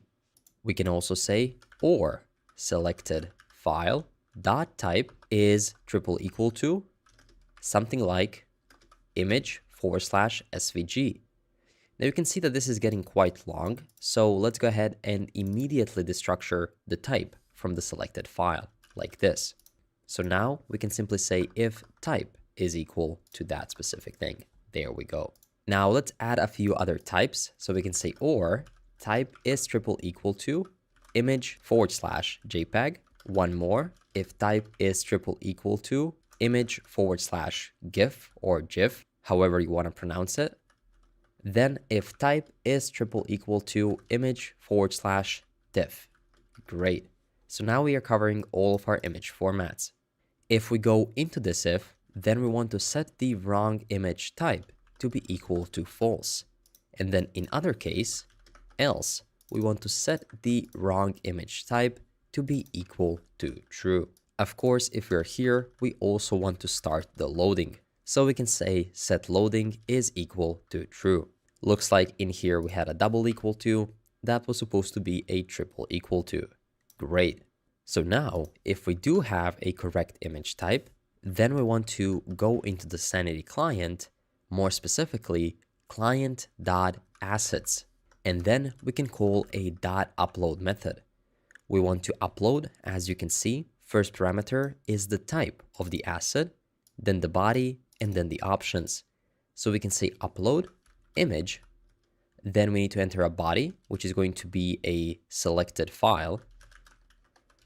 Remember, we destructured the type here, so we no longer have the access to the selected file. In that case, we're going to simply have to use this, because that entire thing is the selected file. And then finally, we need to provide some options, which is going to be an object, where the content type is going to be equal to the type, which we destructure from here. And then we also have to get the file name, so we can say file name is equal to, and that's simply going to be name. And this name is also going to be destructured from this file. So finally, once our image is uploaded, we can call a .then. Then we're going to get a document back. And finally, we can do something with that document. Something like set image asset is going to be set to document. And we can also stop with the loading by saying set loading to false. Of course, we can also call a .catch right here if there is an error. Then a simply console log, something like image upload error. And then right next to that, we can actually console log the error. But if we keep uploading the correct image types, we really shouldn't be seeing any errors. And that's it for our image upload. Now we can go back right here and we are done with that input. So now if you click on this gray rectangle, you should be able to see that this is indeed a file upload input. Great. Now remember, this here is the file input upload. But if we have already uploaded the asset, then we want to show something else. Or more specifically, we want to show the image we've uploaded. So let's render out a div. That div is going to have a class name equal to relative and then h-full. Inside of there, we can render a self-closing image tag, and the source is going to be image asset $.url. We can also add the alt tag, which is going to be uploaded-pic. And finally, let's give it a class name set to h-full and width-full. Below this image, we can have a button. So let's create a button component. This button is going to have a few properties. The type button is of course necessary. Then we're going to give it a class name. And before we start typing out the class name, let's actually add the icon inside of it. And the icon is going to be md delete. Our button is going to have quite a few classes. It's going to have an absolute class, then bottom-3, right-3, padding-3, rounded-full, bg-white, text-xl, cursor-pointer, outline-none, hover-shadow-md. Let's also give it a transition. So transition-all, duration is 500 milliseconds, and it's going to ease in out. And finally, if we click on that image, in that case, we can call a callback function. And this function is going to set the image asset back to null, meaning we can upload another image if we click right there, because this is going to be for the delete. Now let's go ahead and try uploading an image. I've uploaded another image from my old setup. And right here, you can see that instead of the file upload, now we can see the image, and also here is a delete icon, which is going to bring you back to the image upload. So this is now working perfectly. Now we have to add the form for all of the other information about our specific input. Let's go ahead and do that right away. So below the file upload and 2 divs down, right here, we're going to create one more div. We can also separate it with an empty line because this is going to be for our form. This div is going to have a class name equal to flex, flex-1, flex-column, gap-6. On large devices, padding left is going to be set to 5, margin top is going to be set to 5, and width is going to be set to full. Inside of there, we can render out an input. An input is going to be a self-closing tag. And inside of there, we can add the text for our image. So the type of this input is going to be set to text. The value is going to be set to title in this case. The onChange is simply going to be a callback function where we're going to get the event, and we simply want to call the setTitle and set that equal to e.target.value. We can also add a placeholder,